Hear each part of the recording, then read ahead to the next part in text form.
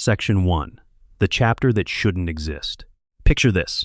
You are an Inquisitor of the Ordo Astartes, one of the most feared and powerful figures in the entire Imperium of Man. Your entire purpose, your singular reason for being, is to monitor the Adeptus Astartes, to watch the Space Marines for any sign of deviation, mutation, heresy, or corruption that might one day threaten the golden dream that holds the galaxy together. You have toppled entire regimes. You have condemned worlds to exterminatus without flinching. Chapter masters have knelt before your authority because they had no choice. And then you meet the Black Dragons. And suddenly, everything you thought you understood about where to draw the line gets stretched so thin it could snap at any moment. The Black Dragons are one of those chapters that forces the Imperium to look in the mirror and ask a very uncomfortable question.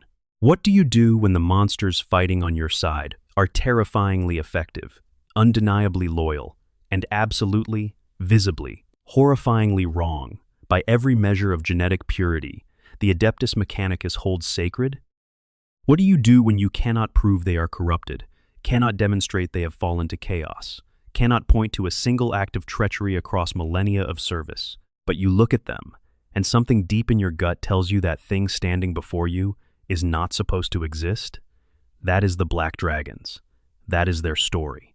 And it is one of the most fascinating, quietly tragic, deeply strange stories in all of Warhammer 40,000. These are warriors who sprout blade-like growths of bone from their forearms and skulls. Warriors whose teeth grow long and venomous, whose mouths have turned black from the inside out, whose tongues taper to a sharp point like the tip of a dagger. Some of them grow so large, so disproportionately massive from their mutation running out of control, that standard power armor cannot contain them anymore. They require custom-built suits just to function on the battlefield. Their apothecaries, the Brotherhood's own medics, are rumored to deliberately infect new recruits with the very mutation that marks them as aberrant, because the chapter has decided to not just accept what happened to their gene seed, but to lean into it, to celebrate it, to build an entire philosophy around it. And through all of that, the Inquisition has never been able to destroy them, not for lack of trying. This is the story of the Black Dragons. Their origins in one of the most controversial and catastrophic experiments in the history of the Imperium. The biology of their mutations and what it actually means, biologically, for a Space Marine to have bone erupting from their body like volcanic stone forcing its way through the earth. The warriors they call Dragon Claws. The culture built around reverence of the curse. The long, grinding political war against an Inquisition that cannot stand the sight of them. The enemies they have faced, the battles they have won, the brothers they have lost, and the quiet, defiant pride that keeps them standing when so many other chapters from their founding have long since crumbled to dust. By the end of this, you're going to understand why the Black Dragons represent something genuinely unusual in 40K lore. Not just another edgy chapter with a dark paint scheme and a gimmick, but a chapter that asks real questions about identity, acceptance, the definition of humanity, and what it truly means to be monstrous in a universe where everything is monstrous.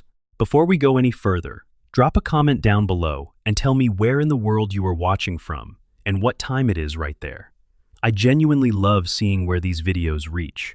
And if you have not subscribed yet, now is a perfect time, because there is a lot more content exactly like this coming your way.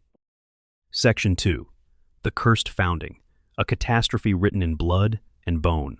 To understand the Black Dragons, you need to understand where they came from. And where they came from is a place of ambition so grand and so reckless that its consequences are still being felt across the 41st and 42nd millennia. In the 36th millennium, the Imperium of Man was in a desperate and chaotic state. The age of apostasy was looming on the horizon, a period of internal madness and civil war that would nearly bring everything crashing down. The ecclesiarchy had grown bloated with power. Corruption ran through the highest offices like rot through old wood.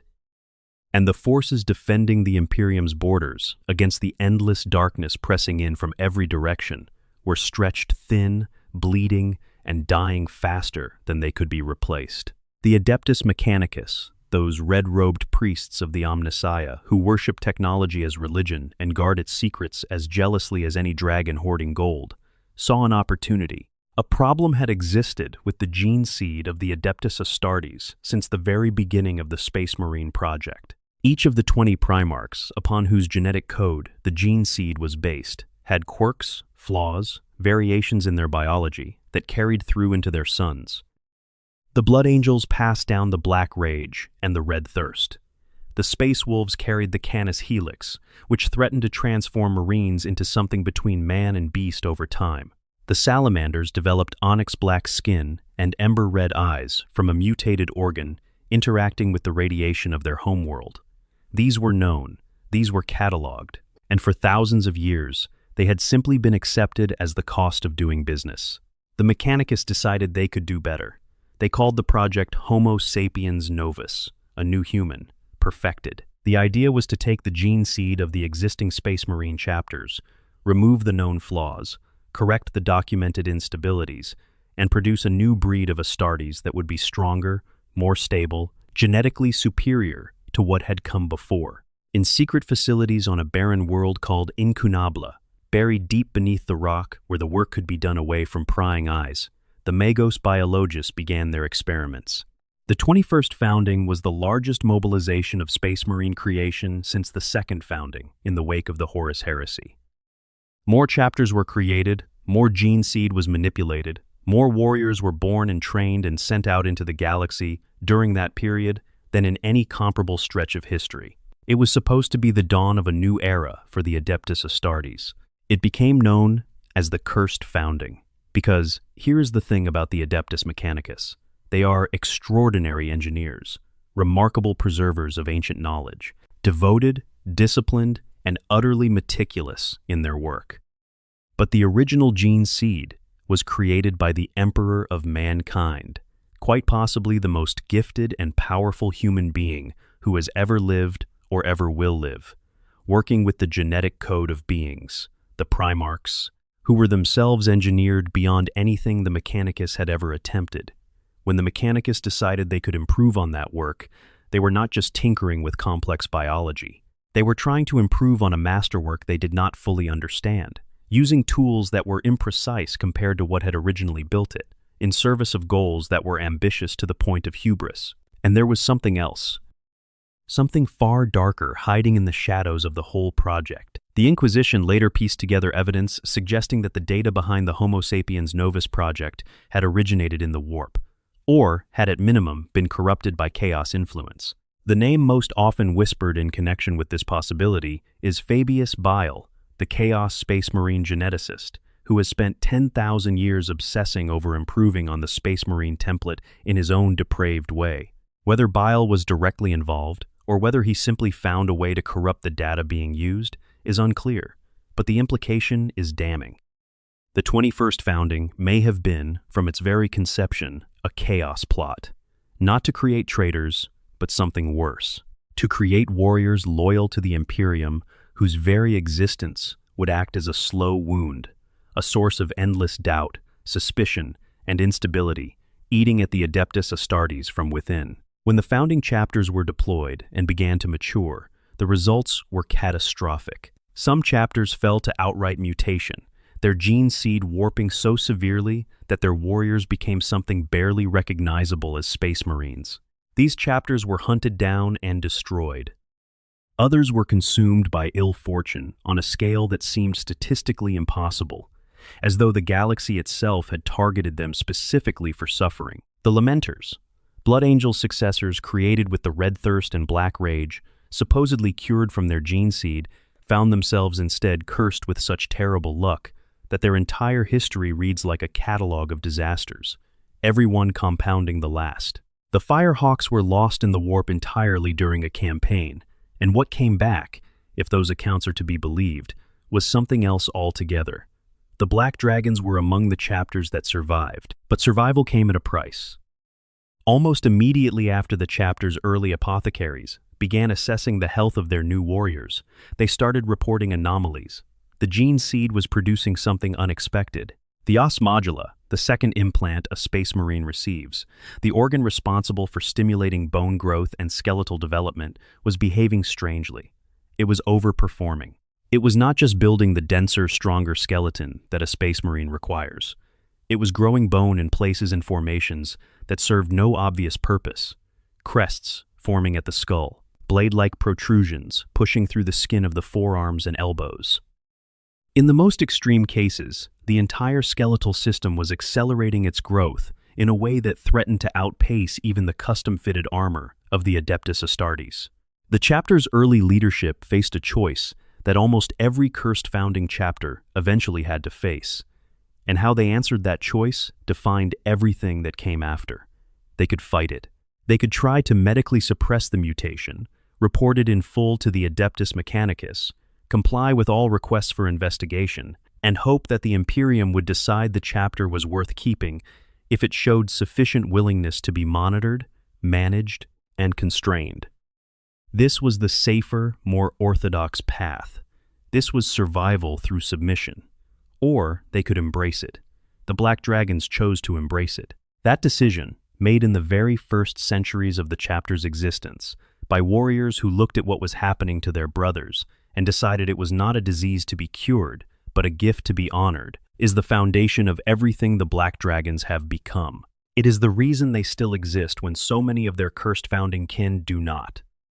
And it is the reason the Inquisition has never been able to fully put them down, because a chapter that fights alongside its mutations rather than against them is a chapter that becomes, against all reasonable expectation, genuinely formidable. The world of Incunabla, where the cursed founding's secrets were hidden, was eventually discovered by agents of the Inquisition. The site was investigated, the records expunged from Imperial archives, and then the entire facility was hit from orbit with cyclonic torpedoes. The physical evidence of what the Mechanicus had attempted there was destroyed. But the chapters already existed, already walking in the galaxy with whatever had been done to them written into every cell of their being. You cannot retroactively unfound a chapter. The chapters created during the 21st founding carry their legacy not in any archive, but in the gene seed passed from warrior to warrior, apothecary to recruit, across generation after generation of service. That legacy, for the Black Dragons, is written in bone. Section 3. The Osmodula and the Biology of the Curse. Let's slow down here and really get into what is actually happening to these warriors, because the biology of the Black Dragon's mutation is one of the most interesting and specific pieces of lore attached to any Space Marine chapter, and it deserves to be understood properly rather than glossed over. Every Space Marine goes through an incredibly complex process of biological transformation when they are accepted into a chapter as a recruit. They receive 19 distinct gene seed implants, each one a specially engineered organ derived from the genetic material of one of the original Primarchs. These organs are introduced to the body in a specific order, over years, because each one needs to bond with the recruit's biology and establish itself before the next can be safely introduced. The process is slow, methodical, and extraordinarily delicate. A single failure, a single incompatibility, and the recruit either dies on the operating table or is permanently disqualified from becoming an Astartes. The second implant in this sequence is the Osmodula. In High Gothic, it is also called the Ironheart, which tells you everything about what it does. It is placed alongside the pituitary gland at the base of the brain, embedding itself in the Space Marine's endocrine system, the network of glands and hormones that governs growth, metabolism, and development. Once established, the Osmodula begins secreting a specially engineered growth hormone. But this is not just any growth hormone. It is a hormone designed to interact with a very specific dietary supplement of microscopic ceramic-based minerals administered to the recruit. Under normal circumstances, this process does something remarkable but controlled. The recruit's skeleton begins to grow stronger, denser, more resilient. Long bones thicken. 2 years after implantation, a Space Marine's skeleton is so reinforced that it can withstand forces that would shatter a baseline human being. The ribs fuse into overlapping plates of interlaced bone that form a solid armored layer around the chest cavity, protecting the secondary heart and the enhanced lung architecture that other implants are building simultaneously. That is what the Osmodula is supposed to do. That is its designed function. In the Black Dragons, something went wrong during the Cursed Founding's manipulations.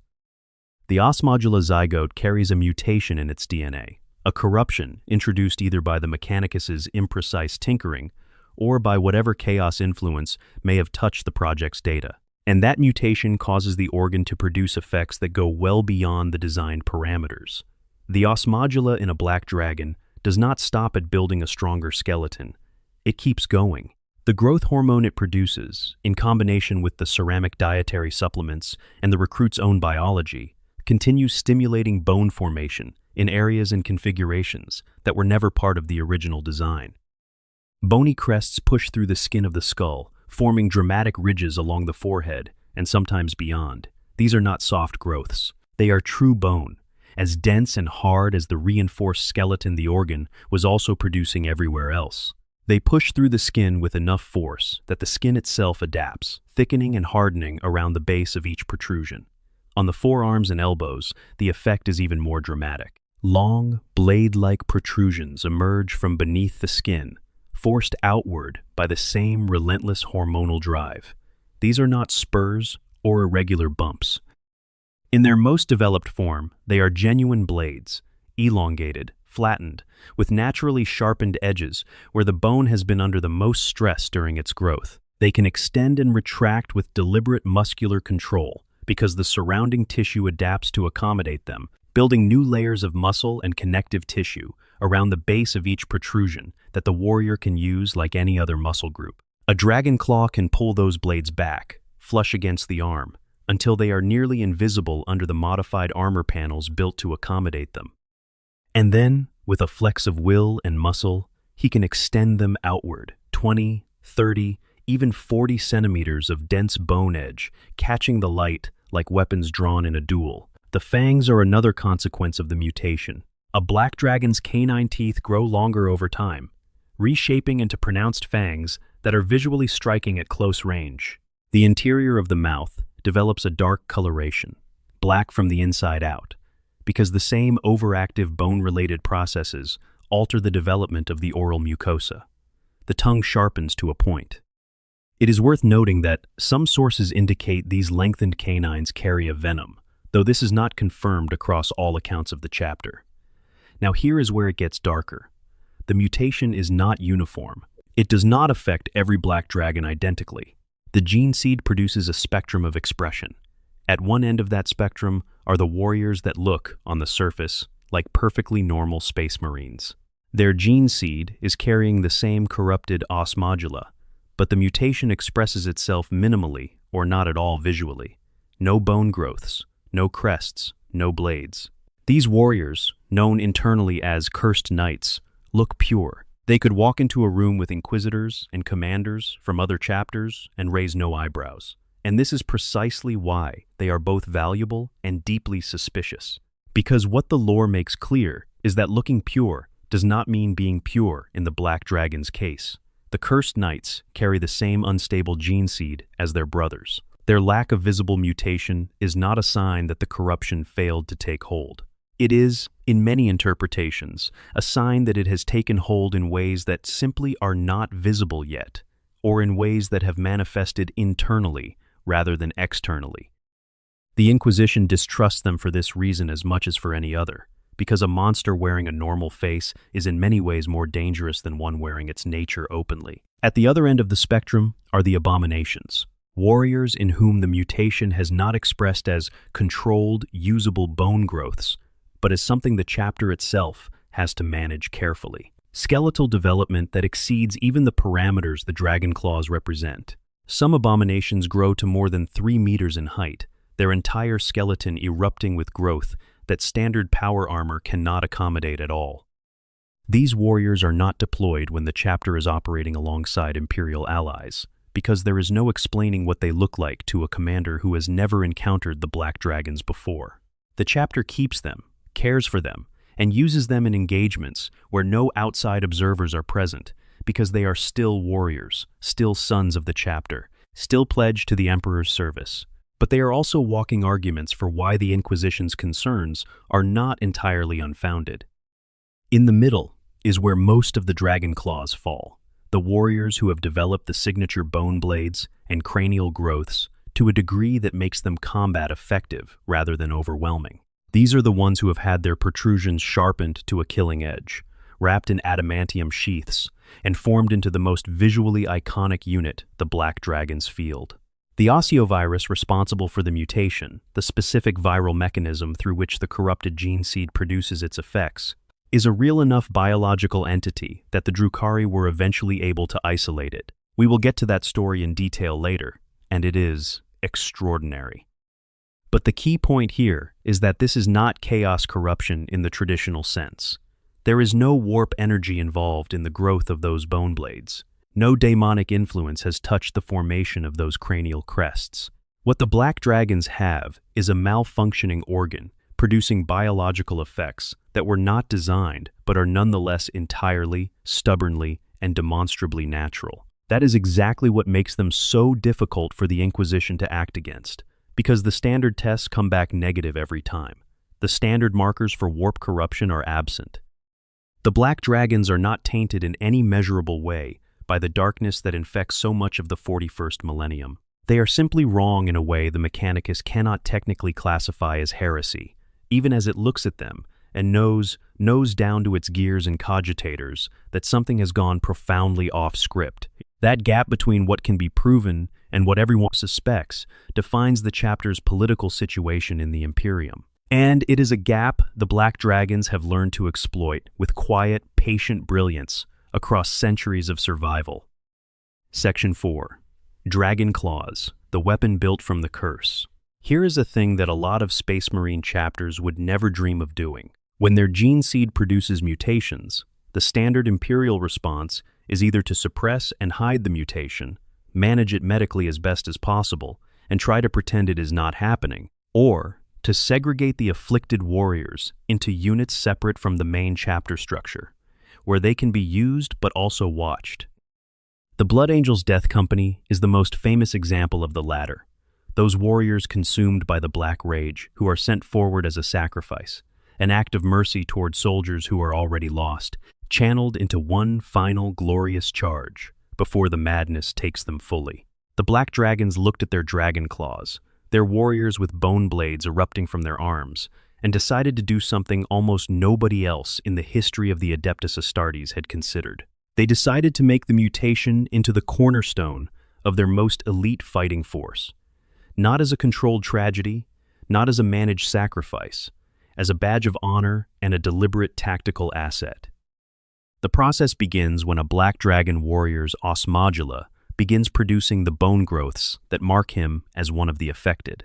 At this point, rather than being isolated or treated with suspicion by his brothers, he is taken before the chapter's apothecaries. What happens in that room is one of those details that makes the Inquisition's hands tighten into fists. The apothecaries assess the growths. They examine their development, their positioning, their angle, their natural edge, and then they begin to work. The bone protrusions are carefully, methodically sharpened. Not with the bone itself ground down, because that would weaken the structure, but with the edges worked to a killing profile that emphasizes the natural sharpness the bone has already developed during its growth.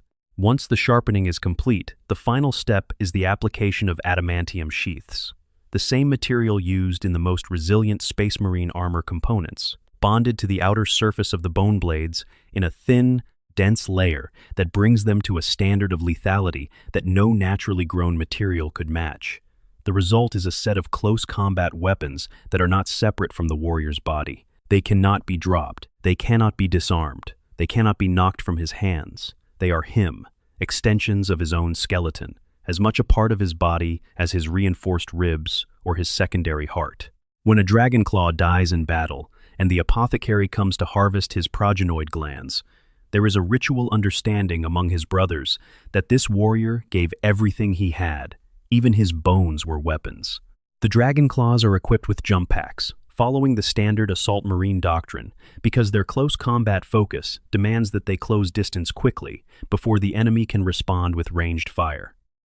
A jump pack lets a dragonclaw cover the distance from cover to enemy front line in a matter of heartbeats, clearing obstacles, dropping from height, landing in the middle of formations that were never designed to withstand something with blades growing out of its arms. The psychological impact of this approach should not be underestimated.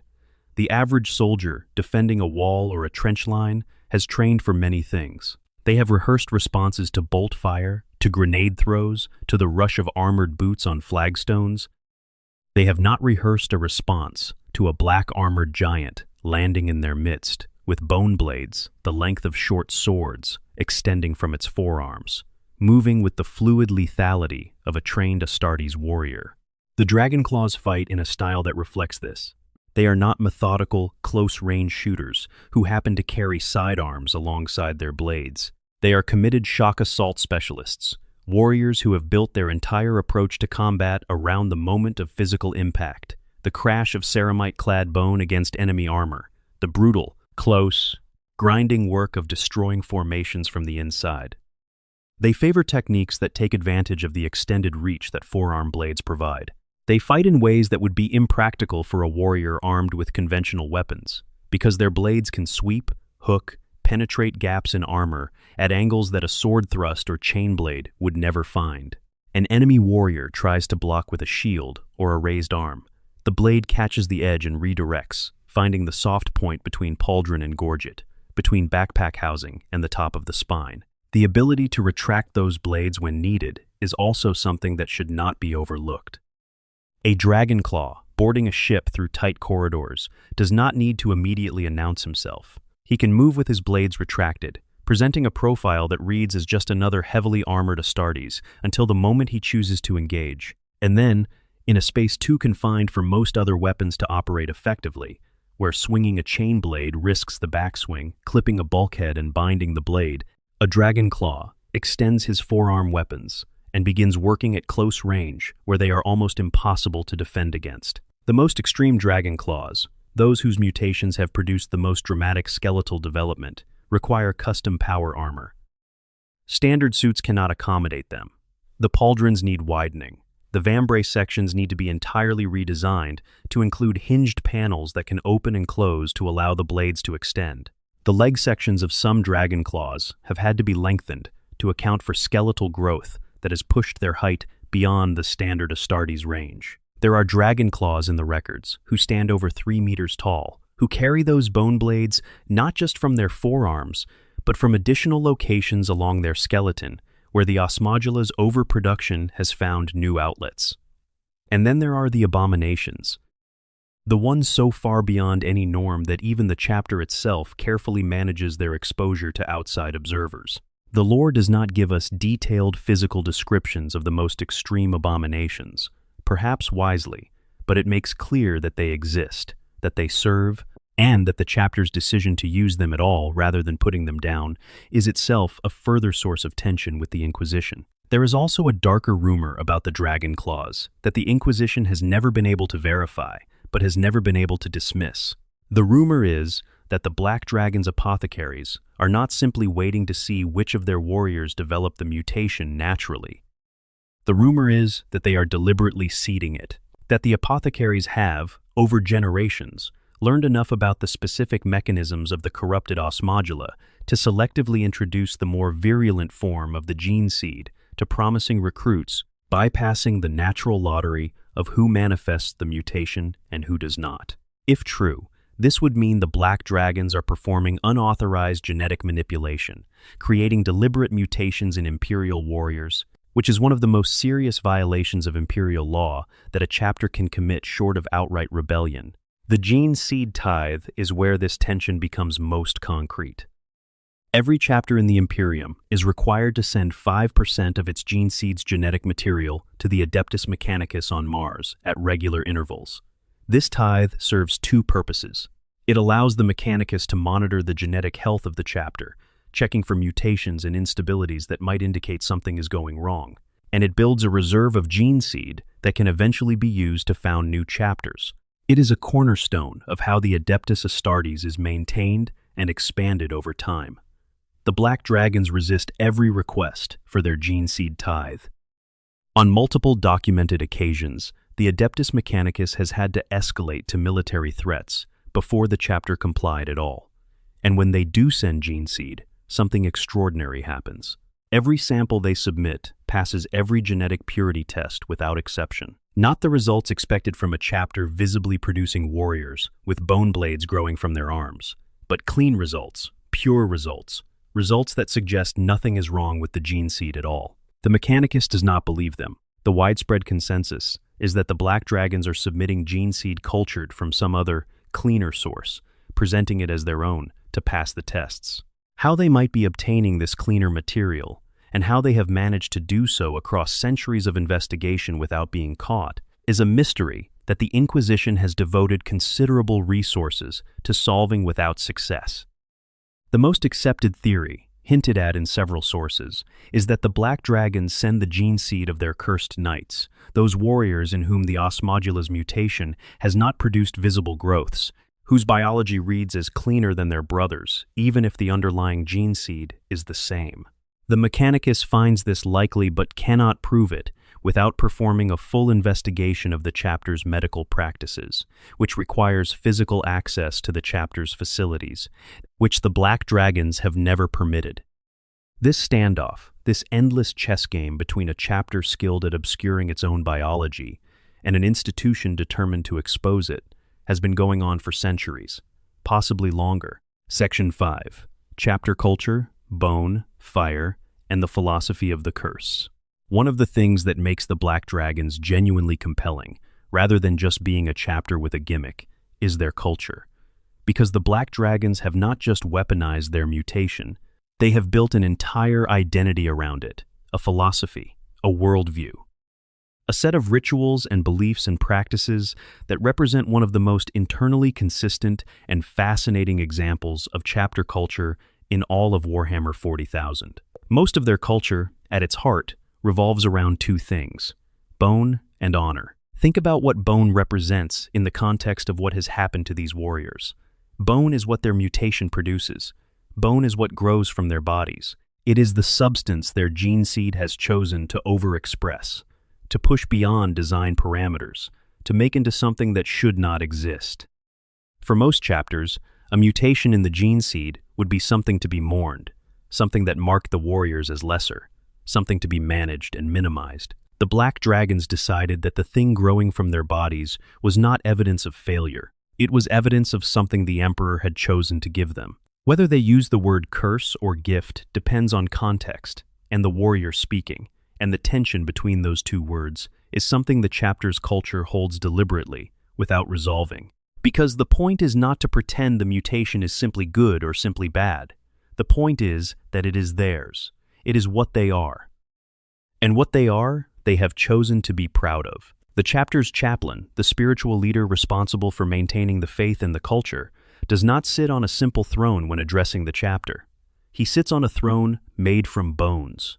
Sculpted, shaped, deliberately assembled bones, arranged in the likeness of the chapter's symbol.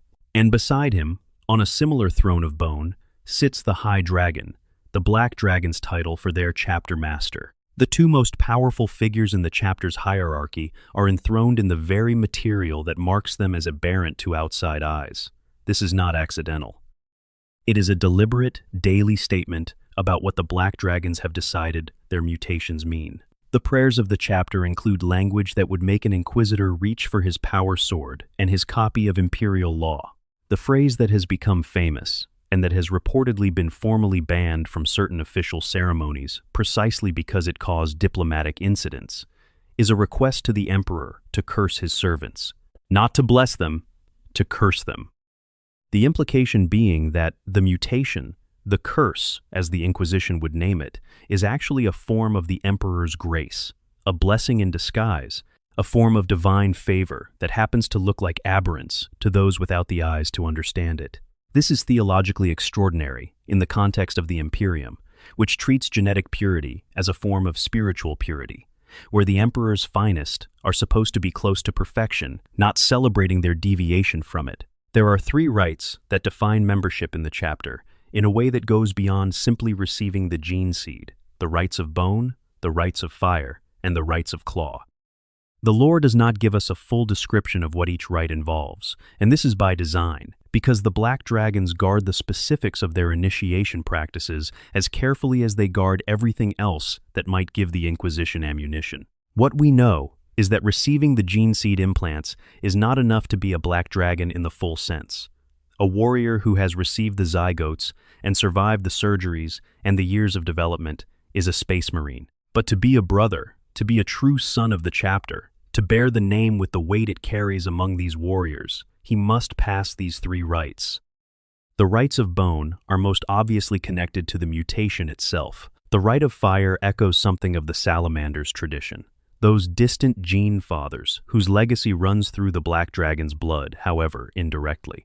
The salamanders are a chapter famous for their bond with fire, their trials by flame, their homeworld of Nocturne, and its forge fires. There is a clear line, even if it runs crooked and strange, between the salamander's culture of fire and forge and the black dragon's own rite of fire. It is a connection to their ancestry that the black dragons acknowledge, though carefully and without ever giving the Inquisition the satisfaction of a clean confirmation about their lineage. The rite of claw speaks for itself. What is also notable about the chapter's culture is how it handles the warriors who do not develop the mutation. This is not Blood Angels territory, where the uncursed are the majority and the cursed are the tragic exception. Among the black dragons, the situation is more varied. Some warriors develop full bone growths and become dragon claws. Some develop minimal or no visible growths. And what matters is that neither group is valued over the other in terms of brotherhood. The warriors without the growths are not considered failed mutations or lesser dragon claws who did not fully receive the chapter's gift. They are brothers who carry the same identity, the same set of rights, the same bone and honor philosophy. Even those who never develop a single visible protrusion are known to modify their armor to mimic the growths of their brothers, adding sculpted bone-like decorations to their pauldrons, helms, and gauntlets so that their outward appearance echoes what their brothers wear in living flesh. This is something worth pausing on. Imagine being a black dragon whose osmodula produced no visible mutation. Your brothers sprout bone from their bodies, and you do not. And the response of the chapter is not to make you feel lucky or clean by contrast. The response is for you to reshape your armor to match them, so that anyone looking at the black dragons as a body sees a single identity. The mutation is not the point. The point is what the mutation represents. And what it represents, they have decided to share equally. The chapter is largely fleet-based. This is unusual among Space Marine chapters, which typically maintain a fortress monastery, on or orbiting a homeworld from which they recruit. Fleet-based chapters live aboard their ships, moving through the galaxy continuously, recruiting from whatever worlds they pass through or have established agreements with. This arrangement suits the Black Dragons in several practical ways. It makes them harder to pin down for investigation. It means there is no fixed location where the Inquisition can set up a permanent watch or apply continuous pressure. It means the chapter can be deployed to wherever they are most needed, or wherever they choose to go, without the political and logistical entanglements that come with a fixed homeworld. And it means that when an inquisitorial investigation gets uncomfortably close, the fleet can simply move. The chapter's daily rhythms, to whatever extent we can glean them from the lore, reflect the bone-centered culture thoroughly. Time set aside for sharpening and maintaining the bone blades, not just the standard maintenance of conventional weapons. Morning prayers that walk the line carefully between orthodox imperial worship and something that an inquisitor would find disturbing without being able to definitively call heretical. A culture of sparring that is, by various accounts, more physically intense than most chapters' combat training, because when your weapons are part of your body, practice with them is not a separate activity from simply being in your body. There is also, running through everything, a thread of what can only be called defiance. The Black Dragons are a chapter that has been told, repeatedly, by the most powerful institutions in the Imperium, that what they are is wrong. The Inquisition has made clear it would prefer they did not exist. Other Space Marine chapters refuse to fight alongside them. The Adeptus Mechanicus treats their gene seed tithe as a standing insult. And the Black Dragon's response to all of this is not to beg for acceptance or to shrink from scrutiny. Their response is to sit on thrones of bone, pray for the Emperor to curse them further, and deploy their most visibly mutated warriors as their most elite shock troops. It is a kind of institutional pride that, when you understand the full context of what they have survived and who has been arrayed against them, reads not as arrogance, but as the confidence of warriors who have made their peace with what they are and dare anyone to tell them otherwise. Section 6. The Inquisition's long war against the Black Dragons. Let's talk about the Inquisition, because this is where the Black Dragon story becomes something genuinely political in the way that the best 40K lore often is. Not just a chapter with a neat origin story and some cool units, but a chapter embedded in a conflict that speaks to how the Imperium actually works, which institutions hold power, and how they use it, and what happens when legitimacy and legality do not quite point in the same direction. The Inquisition's interest in the Black Dragons is not new. It dates to the very founding of the chapter. When the apothecaries first reported back from the early chapter's facilities on Incanabla that their osmodula was producing unexpected bone growths in a significant portion of their warriors, that report made its way into inquisitorial files almost immediately. The chapter was marked, censured in the formal Imperial sense, meaning that their status was officially recorded as requiring ongoing scrutiny, potential action pending further evidence. The Inquisition put them on a list, essentially. A long and very exclusive list of things that need to be destroyed when the moment is right. The problem is that the moment never seems to be right. The structure of inquisitorial authority over the Adeptus Astartes is complicated. The Ordo Astartes exists precisely to monitor the Space Marine chapters, to investigate deviations from the Codex Astartes, to pursue claims of heresy or mutation or chaos corruption, and to recommend, and if necessary, execute punitive action. But executing punitive action against a Space Marine chapter is not something an Inquisitor can do alone. Space Marines are among the most capable warriors in the Imperium. A full chapter, even a censured one, is a military force that a standard inquisitorial retinue cannot simply walk up to and destroy. You need forces of comparable magnitude to forcibly shut down a chapter that is unwilling to be shut down. That means mobilizing other Space Marine chapters, potentially multiple of them, to take action against one of their own, which is something the Space Marine chapters resist on principle, because today it is someone else, and tomorrow it might be them. The Inquisition has managed this against chapters that committed unambiguous, demonstrable atrocities. The Badab War, where rebel chapters fought open war against the Imperium, produced clear grounds for punitive action. The Firehawks were hunted by the Adeptus Arbites and other forces after their chapter's actions went irrevocably beyond acceptable parameters. But the Black Dragons have never given the Inquisition that clean shot. They have never committed open rebellion. They have never attacked Imperial civilians, never turned their weapons on fellow Astartes in an undeniable act of aggression, never produced a document or a testimony or a battlefield incident that constitutes grounds for declaring them excommunicate traitorous. What they have done is everything short of that. They resist the gene seed tithe and have to be threatened to comply. When they comply, the results are suspicious. They practice what appears to be unauthorized genetic manipulation of their own recruits. They field warriors whose mutations qualify as abominations under the standards most of the Imperium would apply. Their prayers include language that the ecclesiarchy would consider heterodox at best and heretical at worst. They refuse to submit to full inquisitorial investigation of their medical practices. They modify their armor in ways that deviate from any approved pattern to accommodate their mutations. Other chapters refuse to fight alongside them, which creates coordination problems in large joint operations. None of this, individually or collectively, meets the threshold required for total declaration. It comes enormously close. But the threshold is the threshold, and the Black Dragons have developed an extraordinary institutional sensitivity to exactly where that line is, and precisely how far they can push up to it without crossing it. There have been multiple inquisitorial investigations of the chapter over the millennia. The most recent of these was underway, actively gathering evidence and building a case when the galaxy had the audacity to have the Great Rift tear itself open across reality in around 999, M41, plunging large sections of space into the period of darkness known as the Noctis Aeterna.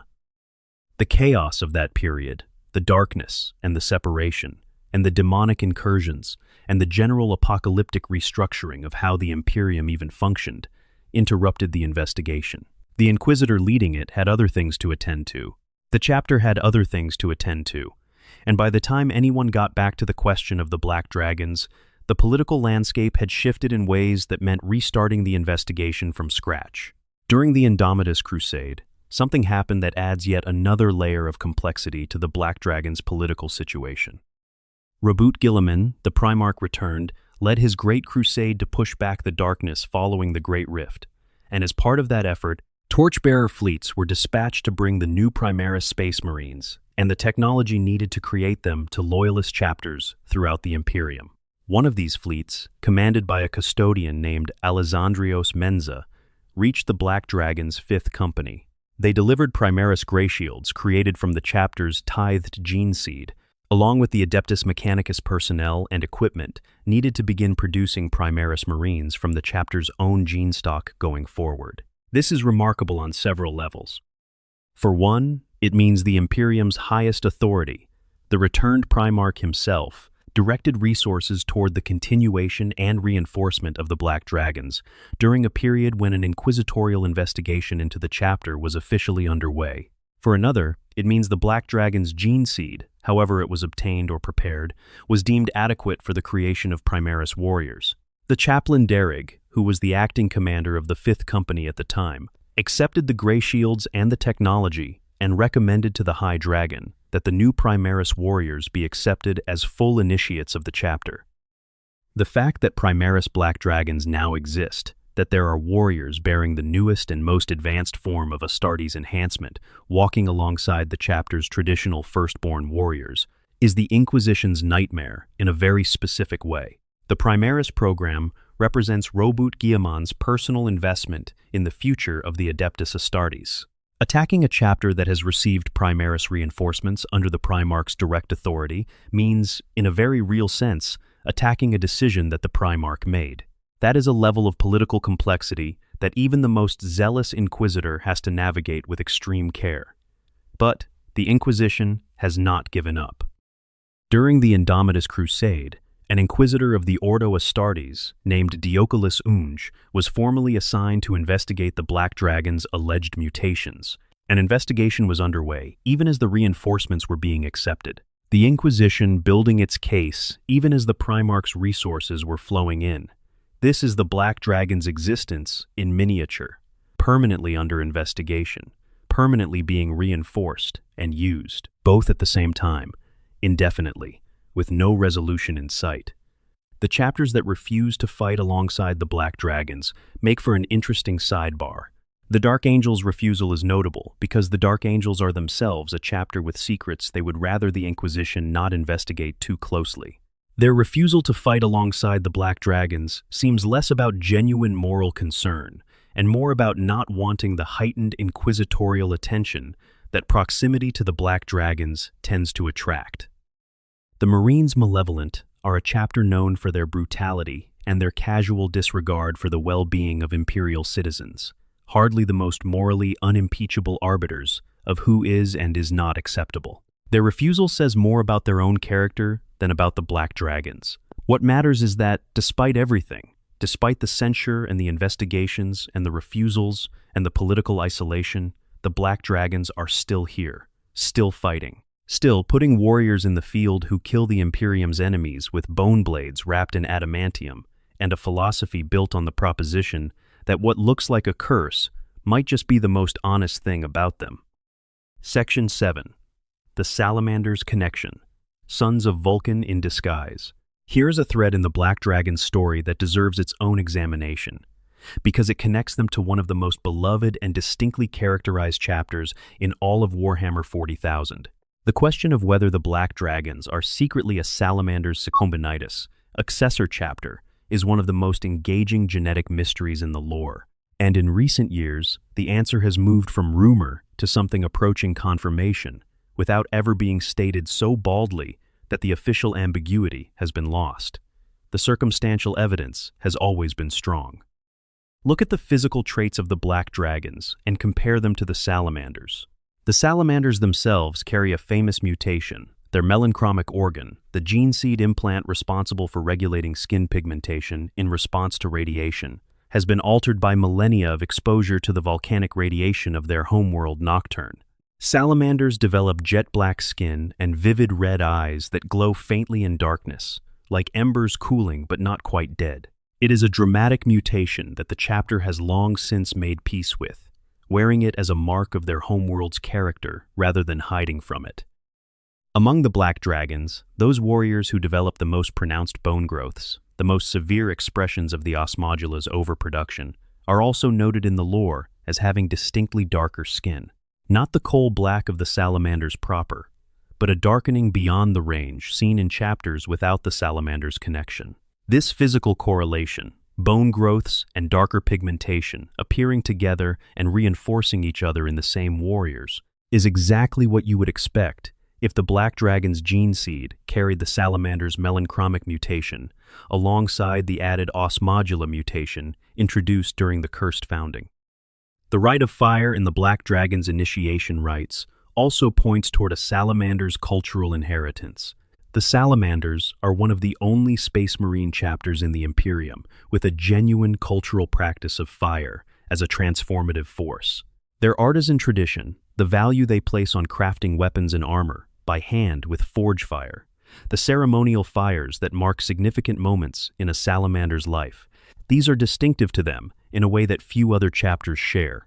The fact that fire appears in the Black Dragon's 3 foundational rites suggests knowledge of and kinship with a tradition that did not emerge independently. The character of the chapter, as described in the novels and supplementary lore, also carries echoes of Salamander's values. The Black Dragons respect civilian life in a way unusual for chapters under their degree of pressure and scrutiny. The Salamanders are famous for this. Famous for being the Space Marines who actually care about the people they protect, who go back into burning buildings for survivors, who consider the population of the Imperium to be worth preserving rather than simply worth defending in an abstract sense. The Black Dragons share this characteristic. They are brutal in combat, uncompromising against their enemies, but toward the populations of worlds they are sent to defend or cleanse, they carry a protectiveness inherited from somewhere. The connection to the Salamanders became as close to officially confirmed as it has yet gotten in a Warhammer community article that was not even primarily about the Salamanders. It was an article about something else entirely, and the Black Dragon's Salamander's lineage was mentioned in passing as an established fact rather than a rumor. This is the kind of confirmation that the lore sometimes delivers sideways, slipping something through without the fanfare of a major announcement, leaving the official ambiguity intact while making clear to anyone paying attention what the answer actually is. There is also the direct narrative connection established through the character of Zartath, one of the most interesting and tragic figures in the Black Dragon's documented history. Zartath was a captain of the chapter who was captured by the Drukhari and taken to the Volgora Reef, a region of the Webway used by the Dark Eldar for their cruel hunts and games. The conditions of his captivity there, which he estimated at 6 years, though time in the Webway does not always match reality outside it, caused lasting psychological damage. His mind was not what it had been. His memories of his rank, his duties, his chapter identity were fractured. When he was eventually located and extracted from the Volgora Reef, the force that found him was not the Black Dragons. It was the Salamanders. Specifically, elements of the Salamanders trapped in the same region of the Webway encountered Zartath and his few surviving companions. The Salamander's Fire Drakes, the chapter's first company veterans, were among those who eventually rescued the survivors and returned them to the broader Astartes' presence in the region. The interaction between Zartath and the Salamanders, documented in the Nick Kime Salamanders novels, is one of those narrative moments that feels charged with the weight of genetic kinship, even when neither side is in a position to formally acknowledge it. The Salamanders treated the Black Dragons with something more than the usual wariness extended to mutated chapters. There was recognition there, however guarded. Vulcan's sons, it seems, recognize their own even when those children are carrying something the Primarch's gene seed was never supposed to produce. What does this connection tell us about the Black Dragons? It tells us that they share, at some deep level, the values and the character of one of the Imperium's most honor-bound chapters. The Salamanders are not warriors who abandon their own, not warriors who would destroy something simply because it looks strange. The Black Dragons, shaped by that inheritance, even if it passed through the distorting lens of the Cursed Founding's manipulations, carry that stubbornness in their bones, literally. They have not abandoned themselves because the Inquisition told them to. They have not suppressed their mutation because it would be easier. They have looked at what they are and decided to be it completely. Section 8. The Bone Curse and the Drukhari. When your enemies want to know your secrets. In the year 232 of the 40th millennium, the Black Dragons encountered an enemy who was interested in them for reasons that had nothing to do with conquest or territorial defense or the destruction of the Imperium. The homunculi of the Drukhari Coven, known as the Hex, had heard about them. The Hex are remarkable even by the standards of Drukhari society, where horror is the aesthetic and atrocity is the medium. They specialize in what they call curses, though cursed is perhaps too supernatural a word for what is actually happening. Their curses are technomantic afflictions, ailments delivered through arcane devices that manipulate biology at a fundamental level. They have been known to develop plagues of glass, conditions that cause their victims' flesh to slowly crystallize and shatter. They work with bone the way other homunculus covens work with flesh, seeing the skeleton as a canvas for their art as much as the softer tissues. When the Hex learned about the Black Dragons, a Space Marine chapter with warriors growing natural bone blades from their bodies, they became fascinated in the way that only a Dark Eldar homunculus coven can become fascinated, which is to say, they immediately began planning a raid to acquire specimens. The Hex cut a deal with Duke Sliskus, one of the most formidable pirate commanders in Drukhari space, a deal that cost Sliskus several of his prize starships when the actual attack proved more costly than anticipated. The Black Dragons were in the Denorian system at the time, purging whatever threats had spilled into that region. The Hex's homunculi, with Sliskus providing the fleet muscle, hit the Black Dragon's ships in a vicious hit-and-run engagement across the space lanes of the system, fighting both in the void and within the pressurized corridors of the Astartes warships themselves. The Black Dragons are formidable warriors, enough to make any engagement cost the attacker significantly. But the Hex were not trying to destroy the chapter. They were trying to capture specific warriors, the most mutated of the Dragon Claws, the ones with the most dramatic and developed bone growths, because these were the specimens most useful to what the homunculi had planned. After what the record describes as a vicious and costly engagement, the Hex managed to board the Black Dragon's flagship and capture approximately 12 of the most severely mutated Dragon Claws before withdrawing to the Webway. Those 12 warriors were taken to Kamara, the Dark City, at the heart of the Drukhari's labyrinthine dimension, and for the next 3 years they were subjects of continuous, methodical, and unimaginably painful experimentation. The homunculi worked in rotation, taking turns with the slab-bound prisoners, trying different approaches, different angles, different combinations of chemical and biological intervention to isolate the specific mechanism driving the bone growths. 8 breakout attempts were made during those 3 years. 8 attempts by trained Space Marine warriors, even in their constrained state, to fight their way free of one of the most secure and inescapable environments in the known galaxy. All 8 were thwarted. By the end of those 3 years, the Hex had what they were looking for. They had isolated and synthesized the osteovirus, the specific viral component of the Black Dragon's mutated osmodulus mechanism that triggered and sustained the bone growth. And then, because the homunculi have a certain theatrical flair, they distilled this osteovirus, weaponized it, and in what the records describe as one particularly memorable experiment, reintroduced it to one of their captive Black Dragons in a concentrated form. What that means in practice is left to the imagination, but the lore's description of the Os-Factor weapon gives us clear enough evidence of the general direction. The Os-Factor, the weapon the Hex ultimately created from this work, fires focused beams of what they term osteocytic impulsion waves, weaponized overactivation of the mechanisms that drive bone growth. A single hit causes the victim's skeleton to undergo uncontrollable acceleration of the processes the Black Dragons experience, gradually and in controlled ways over years. Bones split. Spurs and spears erupt from within the flesh. The skeleton multiplies its output instantly, producing in seconds what the Black Dragon's mutation builds over a lifetime of careful development, and the result is not a living weapon but a victim impaled from the inside by their own transformed skeleton, sometimes with enough force to project bone fragments outward and injure those standing nearby. The Drukhari turned the Black Dragon's gift into a weapon of death. They took the very thing the chapter was built around and made it into an instrument of torture, that is, somehow, a deeply appropriate thing for the Drukhari to do, and the weapon they created, the Ossifactor, has since been used against untold numbers of targets throughout the galaxy. The Black Dragon's mutation, extracted against their will through years of captivity and suffering, has been weaponized by their enemies and let loose in the galaxy. It is worth thinking about how the chapter's culture processes this fact. The Black Dragons celebrate their mutation as a gift, as a mark of what they are. And somewhere in Camorra, that gift was taken from them, distorted, weaponized, and handed to enemies who now use it to murder people across the Imperium and beyond.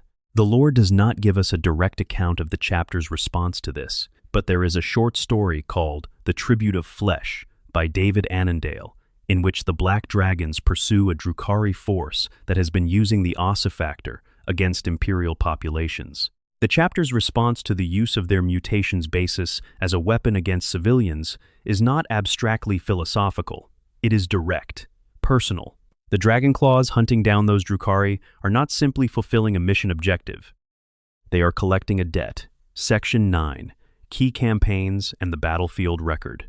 For all the political drama surrounding the Black Dragons, it is easy to lose sight of the fact that they are, at their core, one of the most effective military organizations in the Imperium. Their battlefield record is extraordinary, not just in terms of individual victories, but in terms of the sheer range of enemies they have faced, the scale of commitments they have made, and the consistency with which they have delivered results that justify keeping them around despite everything else. The cleansing of Cawl is an early and instructive example of how the Black Dragons approach an enemy. The world of Cawl had been infested by a chaos cultist warband, calling themselves the Reincarnated Supplicants. The Black Dragons arrived under Captain Zartath and proceeded to hunt the cultists through Cawl's terrain in a methodical way that eventually drove the entire cult toward a geographical feature called the Leap of Destiny, a fiery crevasse cutting through the landscape. Cornered, the cultists faced a choice. They could turn and fight the Black Dragons, who were coming up behind them, or they could jump. Every single cultist chose to jump. They preferred certain death by falling into fire over facing the chapter bearing down on them. That is not just a tactical victory. That is a statement about what the Black Dragons project on the battlefield, what their presence communicates to enemies who have been given time to think about what confronting them means. The psychological factor of fighting warriors who look the way the Dragonclaws look, who fight the way they fight, who bring that particular combination of transhuman physicality and bone-edge lethality to close range, is considerable. Fear is a weapon the chapter wields as deliberately as any physical one. The death of antagonists is documented in both the historical records and the Space Marine Battles novel by David Annandale, and it represents one of the most complex operations in the Black Dragon's known history, both militarily and in terms of what it reveals about the chapter's internal tensions. When the curse of unbelief struck the planet of Antigonus, an outbreak of undeath associated with Nurgle's corruption, the Black Dragons were dispatched alongside an order militant of the Adepta Sororitas and under the supervision of Inquisitor Werner Lettinger. The campaign against the plague of undeath eventually required the planet to be declared perdita and subjected to exterminatus, a failure in the sense that the world could not be saved, but a success in that the taint was contained rather than allowed to spread. What the campaign revealed, and what Annandale's novel explores with care, was a fault line running through the chapter itself. The character of Toharan represented a faction within the Black Dragons who looked at their own mutations with the same eyes the Inquisition used. Warriors who had been persuaded, in part by the manipulations of the Inquisitor present, that their aberrance was a liability to be purged rather than an identity to be embraced. Toharan formed what the novel calls the Disciples of Purity, a sect within the chapter's second company that turned on its mutated brothers. This is the darkest of the internal stories the Black Dragons have, the one that cuts closest to the chapter's core wound. Because the greatest threat to the Black Dragons has never been the Inquisition's investigations, or the Drukhari's raids, or the enemies arrayed against them across a dozen campaigns. The greatest threat has always been the question of whether the chapter can maintain unity when the world keeps telling its warriors that they should be ashamed of what they are. Toharan's answer to that question was wrong, and the novel makes clear why, including the deeply ironic consequence that when Toharan and the Inquisitor manipulating him fell to chaos, They did so precisely because they had rejected the thing that made the Black Dragons psychologically resilient, their embrace of their own nature. A warrior who hates himself is much more vulnerable to the promises of the ruinous powers than one who has already made peace with the most frightening thing about himself. Toharan was slain at the end of the campaign by Volos, his former friend and fellow sergeant, one of the Dragon Claws Toharan had tried to destroy. The chapter survived the schism, scarred but intact. The Third War for Armageddon represents the Black Dragon's most dramatic display of institutional commitment. When Ghazghkull Thraka led the largest orc assault ever assembled against the hive world of Armageddon in 998 M41, the response from the Imperium was enormous. Over 25 Space Marine chapters contributed forces to the defense. The Black Dragons committed 9 out of their 10 companies. Think about what that number means. A Space Marine chapter has 10 companies. Sending 9 of them to a single war zone is nearly the entire chapter, a commitment that leaves almost nothing in reserve for any other threat that might emerge while the bulk of the chapter is fighting on Armageddon. This is what full investment looks like for an Astartes chapter. A statement of priorities that says, this war matters, and we are putting everything into it. During the Armageddon campaign, the Black Dragons made a particularly notable contribution in the Phoenix Island war zone, breaking assaulting orc forces at a critical moment. The specific details of the Phoenix Island engagement are not extensively recorded in the public lore, but the strategic importance is noted. An orc assault force, broken by the Black Dragon's direct intervention, at a point where the defensive line was under severe pressure. The defense of Rendolia in the Era Indomitus brought the 5th Company, under Chaplain Derrig, after the death of the company's regular captain, into contact with the World Eaters Traitor Legion alongside Cadian Regiment forces. The World Eaters are Chaos Warriors dedicated to Khorne, the Blood God, specialists in melee violence on a scale that even other Chaos Marine warbands find excessive. Fighting World Eaters in close quarters is a test of commitment and resilience that most Imperial forces would not survive. The Black Dragon's Dragon Claws, with their bone blades meeting the chain axes and the berserker fury of Khorne's Chosen, represent something of a clash of philosophies. On one side, murderous violence, in service of a god of destruction. On the other, violence wielded with purpose, with discipline, with a culture behind it that turns what looks like savagery into something more considered. The 5th Company held. The World Eaters did not take Rendolia. The 4th War for Armageddon, the most recent major recorded conflict associated with the planet, saw the Black Dragons commit 4 companies and 4 strike cruisers as part of Operation Imperator, the broad campaign name for the Imperial counterattack to relieve the besieged world. Joining forces that included Blood Angels, Crimson Fists, Salamanders, Black Templars, White Scars, and others, the Black Dragons fought alongside their gene-kin, the Salamanders, in a conflict where both chapters were presumably aware of the connection between them, even if neither was in a position to make it explicit. Beyond these major recorded conflicts, the chapter's fleet-based nature means they have fought across a vast geographic range, often in engagements that did not make it into the broader Imperial record, because the Black Dragons prefer to operate without the intense scrutiny that official reporting brings. Campaigns against Chaos cultists, against Xenos incursions, against the various horrors that press in from all sides in the 40th and 41st millennia.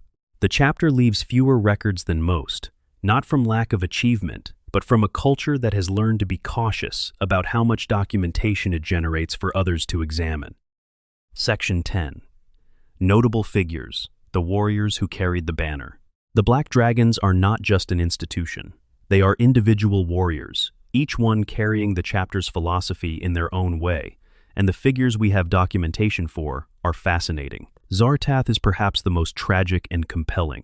He appears first as a captain, a leader of warriors, respected enough to command the Wrath Command Squad, and then he disappears into the webway. The Drukhari take him to the Volgora Reef, and what happens there across what he estimates as 6 years reshapes him in ways that even centuries of Astartes conditioning cannot fully repair. He forgets his rank. He forgets, at some level, what he is supposed to be. When the Salamanders encounter him in the webway, He is fighting because fighting is what he knows, but the structured identity of a Space Marine captain has fractured. The interesting thing about Zartath is not just that he survived his captivity. It is that after his rescue and the period of detention by the Salamander's fire drakes, the story continues. The surviving members of his command squad pursued him, searching for their missing captain across the confusing temporal geography of the Webway, where time moves differently from standard space. The loyalty of the Wrath command squad, their refusal to declare Zartath lost when his condition would have been grounds for many chapters to simply catalog him as a casualty, is itself a reflection of Black Dragon's culture. You do not abandon your brothers because they are changed. The mutation is not grounds for abandonment. Neither is the damage done by an enemy's cruelty. Volos represents the Dragon Claws as an ideal made flesh. He is among the chapter's most severe mutations, a sergeant of the Dragon Claws whose bone growths are developed to a degree that makes him visually dramatic even among his brothers. His campaign aboard the Universe-class mass conveyor Absolution, hunting the Drukhari of the desolate Psi Cabal to free their human hostages, is a story that showcases both the chapter's commitment to protecting civilians and the creative brutality with which Dragon Claws approach a problem. When Volos found himself cut off, outnumbered, losing warriors one by one to the Drukhari ambushes threading through the ship's corridors, his solution was to flood the atmosphere with pure oxygen and ignite it. Brutal. Catastrophic. Effective. The ship became a torch, and the Drukhari burned in it. The human hostages were already dead before the fire reached them, but the Drukhari paid for their cruelty in full. Chaplain Derrig is the figure who connects the chapter's most recent history to its future. Acting as captain of the 5th Company after the death of Captain Garen during the defense of Rendolia, Derrig was the officer who welcomed the Torchbearer fleet and the Primaris Greyshields when they arrived. His recommendation to the High Dragon that the Primaris Marines be accepted as full initiates of the chapter is, in the context of the Black Dragon's identity, a significant statement. The Primaris warriors carry the chapter's gene seed. They carry, in some form, the same mutation. They are, whatever the circumstances of their creation, already Black Dragons by blood. Derrick's recommendation was not just practical military expansion. It was an affirmation that the chapter's identity was strong enough to absorb new warriors, even in the changed circumstances of the era Indomitus. Toharin, the traitor sergeant, matters because of what his failure reveals about the chapter's vulnerability. He was not a weak warrior. He was not a heretic by inclination. He was a Black Dragon who had spent his entire service managing the tension between what he was and what the Imperium said he should be, and eventually, that tension, combined with the deliberate manipulation of an Inquisitor who knew exactly how to apply pressure to the right fracture point, broke him. His fall to the Disciples of Purity, his turn against his own mutated brothers, his eventual death at the hands of his oldest friend, is a story about what happens when a warrior is unable to answer for himself the question of whether the thing he carries is a curse or a gift. The Dreadnought Nithig represents the chapter's relationship with its honored dead in the most intimate way possible. Entombed after mortal wounds sustained on a cursed moon, Nithig continues to serve even after the biological person he was has been reduced to a fragment of consciousness in a sarcophagus of armored steel. His role in Volos's raid on the Absolution, the decision to flood corridors with pure oxygen and then ignite it with his flamer, requiring him to be at the precise center of a firestorm he was creating, says something about the Black Dragon's understanding of what sacrifice means. Nithig did not simply fire a weapon. He became the detonation point. The unnamed High Dragon, the chapter's current or most recently mentioned chapter master, remains a figure of deliberate mystery in the lore.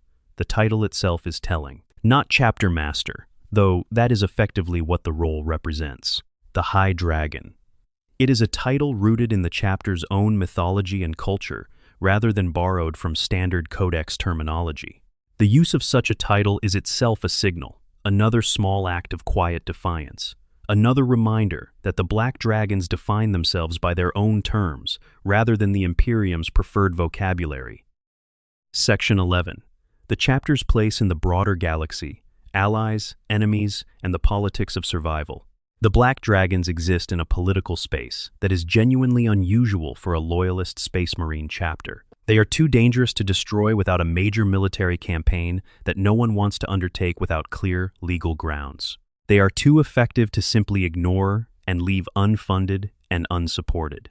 They are too visibly aberrant to be welcomed into the standard social order of the Adeptus Astartes. So they occupy a strange middle ground, a chapter that is wanted on the battlefield but not at the table, used when needed, investigated when possible, never quite accepted, never quite condemned. The Salamanders' relationship with the Black Dragons is the warmest and most significant among their fellow Astartes. Not warm in an openly expressed, formally acknowledged way, because neither chapter is in a position to make that acknowledgement without consequences. But the Salamanders have, on multiple occasions, treated the Black Dragons with a degree of respect and consideration that goes beyond what their reputation alone would earn. The events in the Volgora Reef, the interactions between Zartath's survivors and the Salamanders' fire drakes, are marked by recognition on both sides. There is a kinship here that the official record has never been comfortable enough to name directly, but that the lore's behavior makes evident through accumulated detail. The Inquisition's relationship with the Black Dragons is adversarial, obviously, but it is adversarial in a way that has a kind of reluctant respect running under the surface. The Inquisition respects effectiveness. It respects survival. And the Black Dragons, who have survived not one inquisitorial investigation but multiple, stretching across centuries while maintaining a battlefield record that keeps making them militarily necessary, have earned a form of grudging respect by simply refusing to give their persecutors what they need to finish the job. The investigation never stops, but it also never succeeds. That equilibrium is uncomfortable for everyone involved, which is probably exactly what the Black Dragons intend. The Dark Angel's refusal to work alongside the Black Dragons is ironic to anyone familiar with that chapter's own extensive secrets. The Dark Angels are carrying the weight of an ancient betrayal and a continuing hunt for the fallen, their own internal heresy that they have been concealing from the Inquisition for 10,000 years. For the Dark Angels to look at the Black Dragons and decide they are too scandalous to fight alongside is, charitably speaking, a case of extremely selective standards. The pragmatic reading is that the Dark Angels cannot afford any increased scrutiny of their own operations, and sharing a war zone with the Black Dragons reliably brings inquisitorial attention. The Dark Angels have learned to keep their distance from anything that attracts inquisitors. The Marines Malevolent are a chapter known for firing on civilians, abandoning allies to die when it suits their tactical calculations, and generally representing the darker possibilities of what Space Marine psychology can produce when chapter culture goes somewhere unpleasant. Their refusal to fight alongside the Black Dragons is, practically speaking, an accidental compliment. Against their enemies, the Black Dragons maintain a specific posture that has been consistent across their recorded history.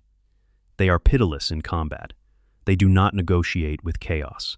They do not extend quarter to Xenos threats. They approach warfare with the same willingness to commit fully that their near-total deployment to Armageddon demonstrated, a chapter that does not hold back when it has decided something needs to be destroyed. But toward civilian populations, toward the people the Imperium is theoretically defending, they carry that inherited Salamander's care. The people of Rendolia, the hostages in the Absolution's holds, the citizens of worlds the chapter has been sent to protect, they matter to the Black Dragons in a way that is genuinely unusual for a chapter under this degree of scrutiny and pressure.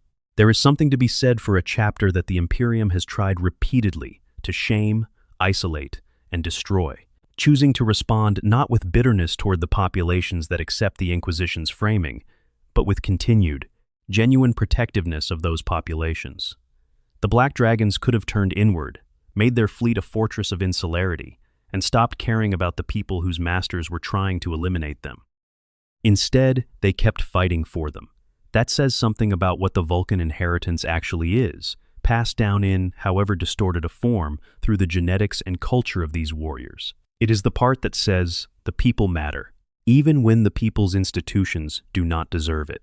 Section 12. The ERA Indomitus and the Black Dragon's Future.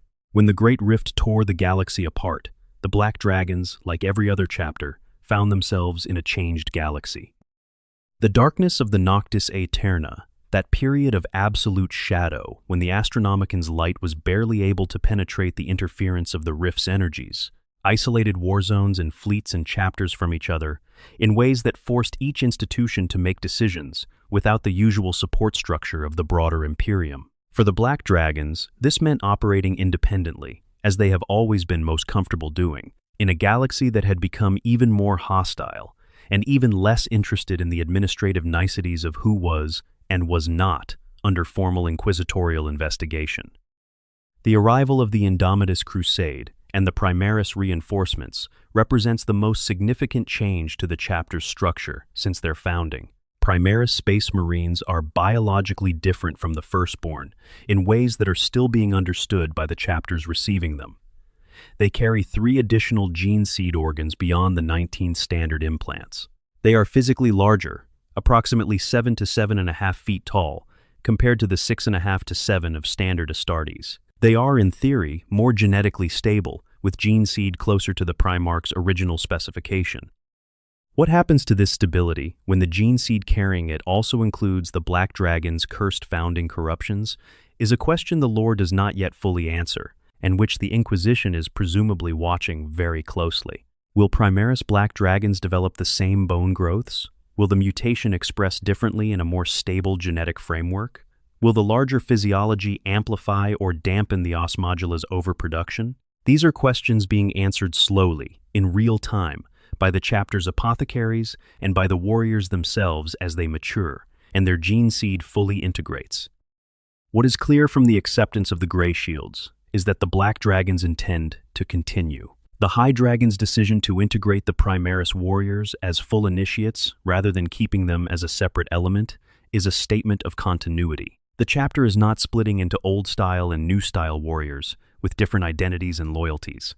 It is absorbing the new warriors into the same culture, the same rights, the same philosophy of bone and honor that has sustained the chapter through centuries of pressure. The Primaris warriors will go through the rites of bone, the rites of fire, and the rites of claw. They will sleep under the chapter's heraldry and pray in the chapter's way, and sharpen whatever the osmodula gives them when it has had time to express itself. The Inquisition, meanwhile, has restarted its investigations.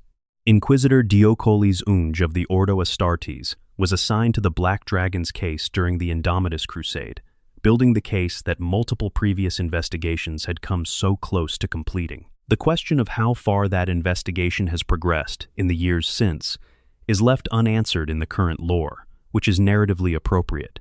The tension between the chapter's continued existence and the Inquisition's continued effort to end it is not a tension that is supposed to be resolved cleanly. It is supposed to persist because the Black Dragon's story is partly about the persistence of the improbable, the survival of something the most powerful institutions in the galaxy have decided should not survive. There is also the question of what the galaxy-scale chaos of the Great Rift means for the Black Dragon's political position. The Imperium Nihilus, the half of the galaxy cut off by the rift from Terra and the Astronomican, is a darker, wilder, more desperate place. In that environment, things that would once have been considered unacceptably aberrant might find more practical tolerance. When the choice is between accepting the mutant warriors, who are still fighting for you, or watching your world fall to chaos, most commanders make the pragmatic choice. The Black Dragon's usefulness as a military force, always considerable, may become more politically protected in a galaxy where the Imperium's survival requires every effective tool it has, regardless of how that tool looks or what tests it fails. For the Black Dragons themselves, the galaxy tearing open has not fundamentally changed who they are. They were already fleet-based, already mobile, already accustomed to operating in hostile political territory. The Great Rift made the galaxy more hostile and more chaotic for everyone. For a chapter that has been treating the universe as a fundamentally adversarial place since its founding, it was in some ways just more of the same, only louder. What the Black Dragons have proven over more than 5,000 years of existence is that survival is available to those willing to fully commit to what they are. The chapters of the cursed founding that tried to manage their mutations through concealment and suppression, that tried to present themselves as normal to avoid scrutiny, are largely gone, destroyed, lost, fallen. The Black Dragons, who did the opposite, who sharpened what was growing from their bodies and built their entire identity around it, are still here. Section 13.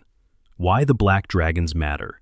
The deeper story. Pull back from the specific details for a moment and think about what the Black Dragons represent in the context of the Warhammer 40,000 universe. 40K is full of monsters, fighting for survival in a universe that wants to kill everything. What makes the Black Dragons interesting is not that they are monsters, but that they are monsters who have thought carefully about what that means and come to a conclusion that is, under the circumstances, surprisingly dignified. The Imperium of Man runs on a concept of purity that it cannot actually maintain. The gene seed of the Space Marines, created by the Emperor 10,000 years ago, has been drifting and mutating and developing quirks for millennia. The Blood Angels have the Black Rage and the Red Thirst. The Space Wolves have the Wolfen, warriors who transform into something between human and animal under certain conditions. The Lamenters are apparently constitutionally incapable of catching a break. The Grey Knights fight daemons with gene seed of unknown origin. The entire Adeptus Astartes project is shot through with imperfection, variation, and deviation from whatever ideal the Emperor originally had in mind. The Inquisition responds to this by demanding that the deviations be managed, hidden, or eliminated, because the fiction of purity is politically necessary, even when purity is biologically impossible. The story it tells is that the Emperor's finest are close to perfect, and any imperfection is a warning sign of corruption or failure that must be addressed. The Black Dragons refuse to tell that story. They refuse to pretend. They look at their bone blades and their cranial crests and their blackened mouths, and they say, "This is what the Emperor made."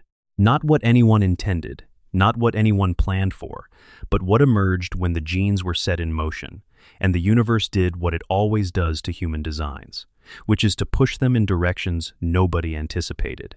And rather than treating that emergence as a failure, they treat it as a fact. And then they get on with the job of serving the Emperor anyway, with blades made of themselves, fighting enemies that neither they nor anyone else fighting for the Imperium can afford to lose against. There is something genuinely moving about that, not in a way that needs to be sentimentalized or exaggerated, just in a quiet, sustained way. A chapter that has been told for 5,000 years that it should not exist, and has responded to that by continuing to exist, continuing to fight, continuing to protect the people its institutions have tried to abandon them to. The Black Dragons are not the most famous chapter. They are not the most narratively prominent. They do not have a Primarch waiting in stasis somewhere. No millennia-old mystery driving their plots. No ancient feud with another chapter that gets brought up in every supplement. What they have is a clear, consistent, compelling identity built around a genuine philosophical proposition that the thing which looks like a curse might be the truest expression of who you are, and that building your identity around the most frightening thing about yourself, rather than hiding from it, might actually be the most resilient thing you can do. In a universe defined by the grinding weight of inevitability, where everything is dying slowly and the darkness always wins eventually, the Black Dragons stand on their bone thrones and pray to be cursed further, and they keep fighting. That is not nothing. In the grim darkness of the far future, that might be everything. Section 14. Final thoughts and what comes next. There is something the Inquisition will never admit, something that becomes clear once you have spent time with the full picture of the Black Dragons' history. The Inquisition does not want to destroy the Black Dragons because it has proven they are dangerous or corrupt. It wants to destroy them because they are inconvenient, because their existence is a refutation of a principle the Inquisition needs to maintain, because they prove that you can be visibly wrong by the standards of genetic purity and still be loyal, still be effective, still be exactly the kind of warrior the Imperium needs. If the Black Dragons are wrong, and they are still this good, what does that say about the standards themselves? If warriors with bone blades growing from their bodies and thrones, made of human bones and prayers, asking the Emperor to curse them, are among the most reliable defenders of the Imperium of Man, what does that say about the idea that purity is a prerequisite for service? What does it say about the investigations and the destructions and the exterminatus orders directed at chapters whose sin was looking different, rather than acting against the people they were sworn to protect? The Black Dragons ask these questions by existing. That is the most subversive thing about them.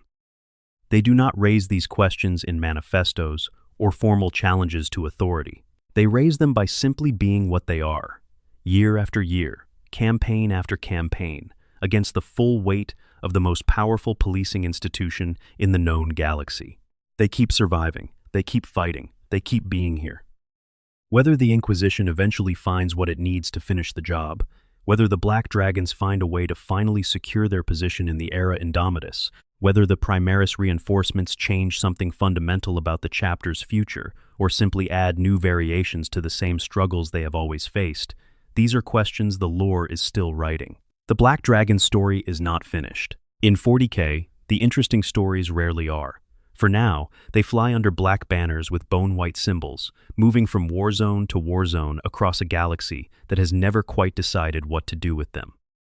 Their dragon claws sharpen their blades every morning, the adamantium edges catching the light in their hangar bays and preparation chambers. Their chaplain takes his place on his throne of bones. The High Dragon looks out at a universe that has spent 5,000 years trying to tell him his chapter should not exist. And the Black Dragons, as they always have, continue to disagree. If you made it to the end of this, you are genuinely one of the dedicated ones, and I have enormous respect for you. The Black Dragons are one of those chapters where the more you dig, the more there is to find, and I genuinely hope this gave you a sense of why they deserve more attention than they usually get in the broader conversation about 40K lore.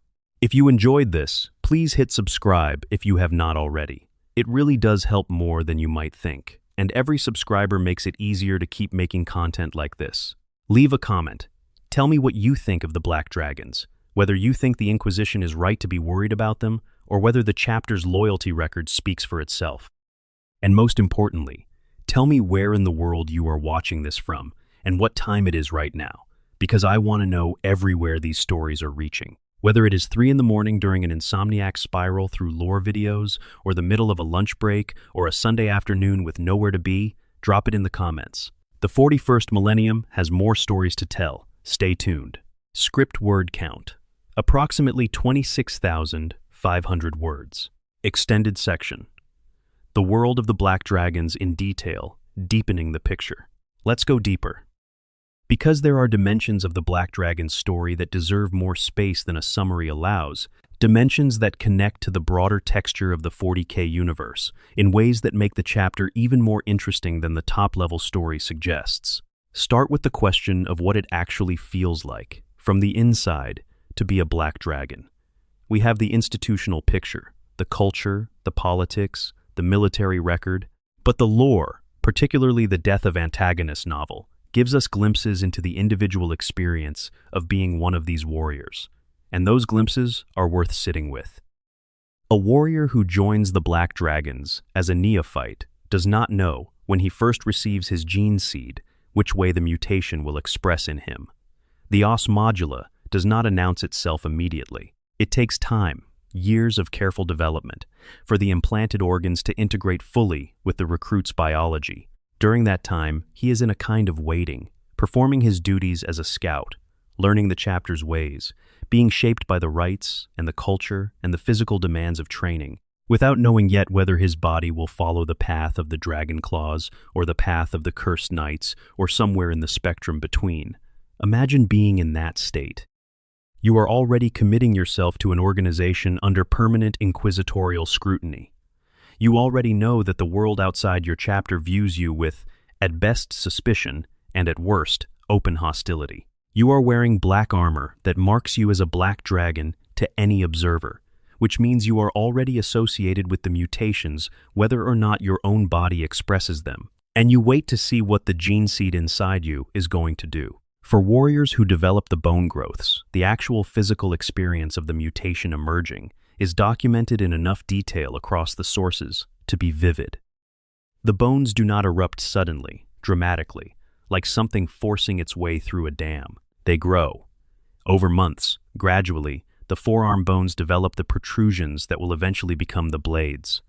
The warrior can feel the pressure building before anything is visible, something shifting in the structure of the arm, a tension that resolves slowly into the sensation of new material being formed from within. When the growths first break the surface, the skin tightens around the base, adapts, thickens.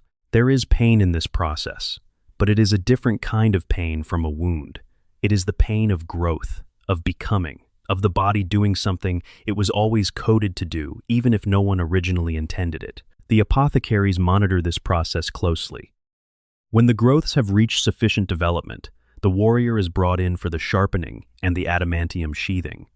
This is not a medical procedure performed under anything like anesthesia. It is a ritual. It is painful in the way that meaningful things in the 41st millennium tend to be painful, because the chapter does not believe in shielding its warriors from the physical reality of what they are. The warrior who comes out of that ritual with sharpened, armored bone blades extending from his arms has earned them in the most literal sense possible. For warriors who do not develop visible growths, the experience is different but not easier.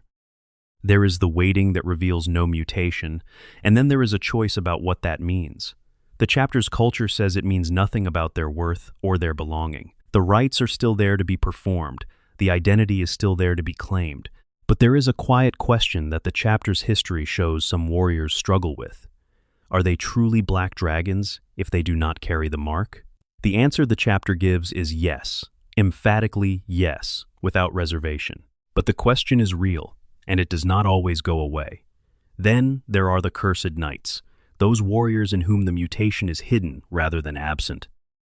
The lore hints that the more extreme mutations of the abominations are sometimes what lies beneath the surface of a cursed knight's apparent normality, the mutation not failing to express, but expressing inward, in ways that are not visible until something pushes them to the surface. A cursed knight might function normally for decades, might present the clean profile the chapter sends to gene seed tithes, and then, in some extreme circumstance, under some unusual physiological stress, the hidden mutation reveals itself. What happens to those warriors is not clearly documented, but the chapter keeps them. The chapter does not abandon warriors because the mutation took longer to show. This spectrum of expression within a single chapter is part of what makes the Black Dragon's political situation so genuinely complex. The Inquisition cannot simply identify the mutated warriors and destroy them while leaving the clean-looking ones alone, because the clean-looking ones are carrying the same gene seed, the same corrupted os modula, the same potential. You cannot separate the Black Dragons into acceptable and unacceptable halves. They are one thing, expressed differently in individual warriors, united by the same biology and the same culture, and the same refusal to pretend that biology is a problem rather than a truth. The day-to-day reality of Black Dragon's life is also worth dwelling on for a moment, because the chapter's fleet-based existence has a specific texture that ground-based chapters do not share. Everything happens aboard ships. The training halls, the chapels, the apothecarium where the rites are performed, and the bone growths are tended to. The bone-constructed thrones of the High Dragon and his chaplain. All of it floats through the void in vessels that are simultaneously weapons platforms, fortresses, communities, and homes. The chapter has no fixed ground to stand on. Their foundation is motion itself. This shapes the psychology of Black Dragon's warriors in ways subtle and not so subtle. A chapter that has never had a homeworld in the traditional sense has no homeworld to lose. The Inquisition cannot threaten them with the destruction of a place they love, cannot hold a population hostage to force compliance. The chapter's anchor is not geographic, but personal. The brotherhood, the shared rites, the culture of bone and honor that they carry with them, regardless of where the fleet happens to be in any given month or year or century. This is a form of resilience that ground-based chapters often lack, and it makes the Black Dragons harder to pressure through indirect means. It also creates a certain intensity in the relationships within the chapter. When your world is your brother's, the bonds within the brotherhood matter in a way that might be different from a chapter where individual warriors can go home to a specific place, walk specific ground, look at a specific sky. The Black Dragons have none of that. They have each other, and the ships, and the mission. The intimacy of that, the enforced togetherness of a fleet-based existence, makes the internal conflicts that do emerge, like the Toharan schism during the antagonist campaign, more painful and more destabilizing. There is nowhere to step away from the conflict. It is all in the same hull. Extended section. The philosophy of bone, what the Black Dragons actually believe. The chapter's philosophy deserves more careful examination than the surface description allows, because there is genuine depth here that rewards attention. The thing growing from their bodies is simultaneously the thing that most endangers them politically. The bone blades make the dragon claws lethal. They also mark every black dragon as something the Imperium has decided is wrong. This paradox, that the most obvious expression of their identity is also the biggest target on their backs, is something the chapter has had centuries to think about. And what they have arrived at is a position that, in the context of the 41st millennium, is almost philosophically radical. They do not try to resolve the paradox, they hold it.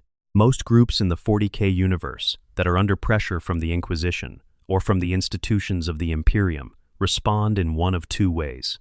Either they suppress whatever is making them a target, hiding it, denying it, pushing it underground, and hoping the oversight eventually relaxes. Or they break from the Imperium entirely, declaring themselves beyond its law and becoming something that the Inquisition's fears about them were always projecting. Rebel chapters follow this second path. They get tired of the scrutiny, the investigations, the refusals, and eventually they stop pretending to comply and become exactly the threat they were suspected of being. The Black Dragons do neither. They continue complying with the Imperium's requirements, however reluctantly and however suspiciously. They fight the Imperium's wars. They submit to the investigations, however obstinately. They maintain their loyalty to the Emperor, not as a performance for the benefit of whoever is watching, but as an actual, sincere commitment that every piece of their behavior in the field reflects. They carry themselves as warriors of the Emperor who happen to look like this, not as warriors pretending to be loyal for strategic reasons. At the same time, they do not shrink. They do not hide their mutations. They do not send only the clean-looking cursed knights to joint operations so as to present a more acceptable face to their allies. When the Black Dragons deploy, they deploy as what they are. The dragon claws are front and center, visible and unapologetic, and whatever the Allied commanders think about their appearance is a problem for the Allied commanders to manage, rather than the Black Dragon's responsibility to solve. This posture is uncomfortable for everyone around them in a very particular way, because it does not give the Inquisition the clean narrative it prefers. The Inquisition's job is easier when the investigated party either submits completely or rebels openly. An investigated party that is visibly wrong, demonstrably effective, and genuinely loyal all at the same time refuses to fit into the categories the Inquisition operates with. It demands a more complicated response than a simple certification of purity or a declaration of heresy, and complicated responses are exhausting to maintain over centuries. The prayer for the Emperor to curse his servants, that phrase so dangerous it got banned from official ceremonies after diplomatic incidents, is perhaps the clearest expression of the chapter's philosophy and language. Because it is both entirely sincere and entirely provocative, the Black Dragons are genuinely asking the Emperor to continue giving them what they have. They are asking for more of the thing that has made them pariahs, because they believe, or have chosen to believe, that the thing that made them pariahs is also the thing that makes them who they are, that the curse is the gift, that the deviation from the Imperium's preferred standard is actually closer to what the Emperor needed from warriors in this specific role than any clean, pure, idealized version of the Adeptus Astartes would be. Whether that belief is theologically sound is almost beside the point. What matters is that it is genuinely held and that it produces something the Imperium desperately needs, even as the Imperium desperately tries to eliminate it. Warriors who have made peace with being frightening. Warriors who look at the part of themselves that the universe has decided is monstrous and have said, "Good, we will be monstrous in service to the Emperor, and the enemies of humanity will understand what that means when we arrive on their doorsteps." There is also something in the bone throne imagery that deserves attention. Thrones are symbols of authority, and the material of a throne tells you something about what kind of authority is being expressed. A throne of gold says power and wealth. A throne of stone says permanence and impregnability. A throne of bone says something more complicated. Bone is what remains when everything else is gone. Bone is the foundation beneath the flesh, the structure that persists after the softer things have faded. A throne of bone, says the authority expressed here, is built on the most fundamental and irreducible thing there is, the actual substance of what we are at our core, stripped of everything else. It says this authority does not depend on approval or resources or political standing. It is supported by what we are. The chaplain of the Black Dragons, the keeper of this culture, sitting on that throne alongside the High Dragon, is the embodiment of a chapter that has decided its identity is its authority. They do not need external validation to be what they are. They are it, and the proof is in the bone of the throne and the bone of the warriors sitting beside it, and the bone growing from the arms of the dragon claws, standing in attendance. In a universe where identity is constantly under threat, constantly being shaped and reshaped and questioned and suppressed by forces larger than any individual, this kind of stubborn self-definition is a rare and precious thing. Even in an organization as inherently self-selecting and identity-shaping as a Space Marine chapter, the pressure toward conformity with Imperial standards is enormous. The Black Dragons resist it not through rebellion, but through simple, quiet, continuous insistence on being exactly what they are. The chapter's relationship to pain also deserves examination in this context. The bone growth process is painful. The sharpening and adamantium sheathing ritual is painful. The sparring culture that maintains a warrior's skill with his bone blades is a more physically intense kind of training than working with separate weapons, because the training is literally happening on the body, with the body. A chapter that has built its culture around a trait that manifests through physical suffering has an unusual relationship with what pain means. Not that they enjoy it, or seek it for its own sake, in the way that certain chaos-adjacent philosophies might suggest, but that they understand it as part of the process of becoming what they are. The pain is evidence of the mutation's reality. It confirms what the warrior already knows about himself. It is, in a specific and uncomfortable way, honest. This relationship with the physicality of their own condition may be part of why the Black Dragons, despite centuries of external pressure to reject who they are, have maintained coherence as a chapter, when so many others under similar pressures have fragmented. The mutation is not abstract for them. It is written in their bodies, felt in the flesh every morning when they wake, and every hour they spend maintaining the blades. It cannot be intellectually argued away, and the culture built around it cannot be easily undone by philosophical manipulation, because the philosophy is backed by something you can touch and feel and show to anyone who looks. Extended section. The deeper history of the cursed founding in context. To fully appreciate the Black Dragon's place in the Imperium's history, you need to understand what the cursed founding represents beyond the Black Dragons specifically. Because the Black Dragons are one thread in a much larger and darker story, the 36th millennium is a pivotal and terrible time in the Imperium's history. The Age of Apostasy, which the cursed founding immediately preceded, is one of the low points of the entire 10,000-year post-heresy period. A High Lord of Terra named Goge Vandyre, who had managed to accumulate both the offices of Master of the Administratum and Ecclesiarch, essentially the head of both the Imperium's administrative and religious power structures simultaneously, became increasingly unstable and eventually, essentially insane in his approach to governance. He conducted a civil war against entire sectors of the Imperium. He ordered the destruction of worlds. He perverted the Sisters of Battle into his personal brides of the Emperor, a bodyguard cult completely loyal to him rather than to the legitimate structures they were supposed to serve. Millions died, possibly billions. The cursed founding was created just before this apocalypse began. The Mechanicus was trying to strengthen the Imperium's military by improving its core asset, the Space Marine chapters, at precisely the moment when the Imperium was about to tear itself apart from the inside. There is a dark irony in that timing. The effort to improve the Emperor's finest was mounted on the eve of the era that most severely tested whether the Imperium as a concept could survive its own internal contradictions. The Age of Apostasy ended through the intervention of the Adeptus Custodes, among others, and eventually a reformed Imperium emerged. But the cursed founding chapters were already out there, already maturing, already developing the mutations and idiosyncrasies that would mark them for the rest of their existence. They were born into a period of upheaval and instability, and in many ways, they never fully left it.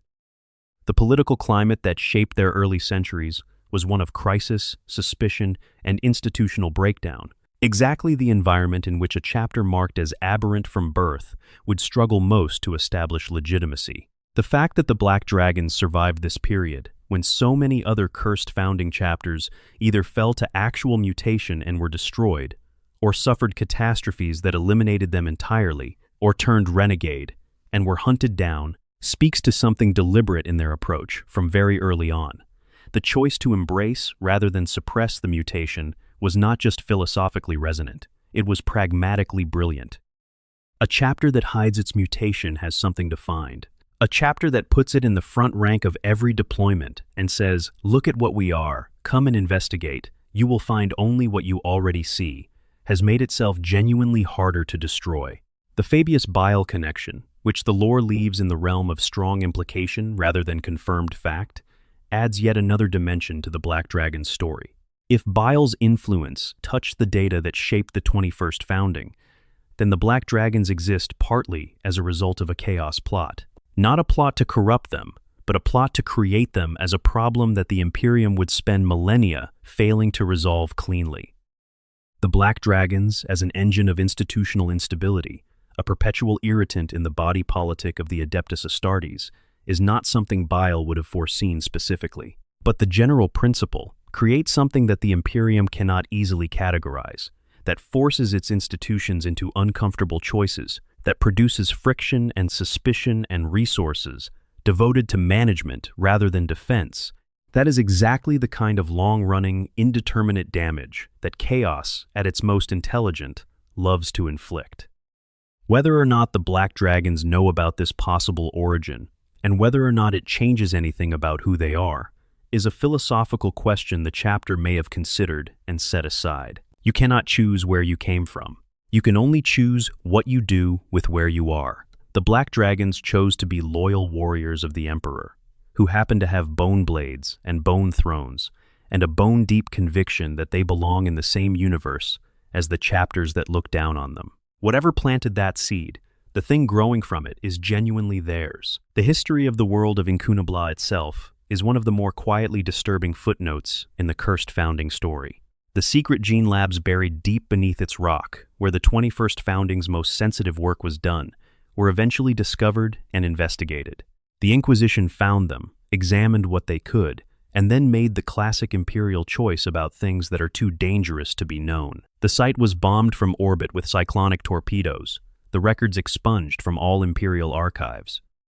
Whatever had been on Incunabla, whatever files documented the specific techniques used to create each cursed founding chapter, whatever evidence might have told the Inquisition definitively whether the Black Dragon's mutation was a product of genuine experimentation gone wrong or something more deliberately planted, was destroyed.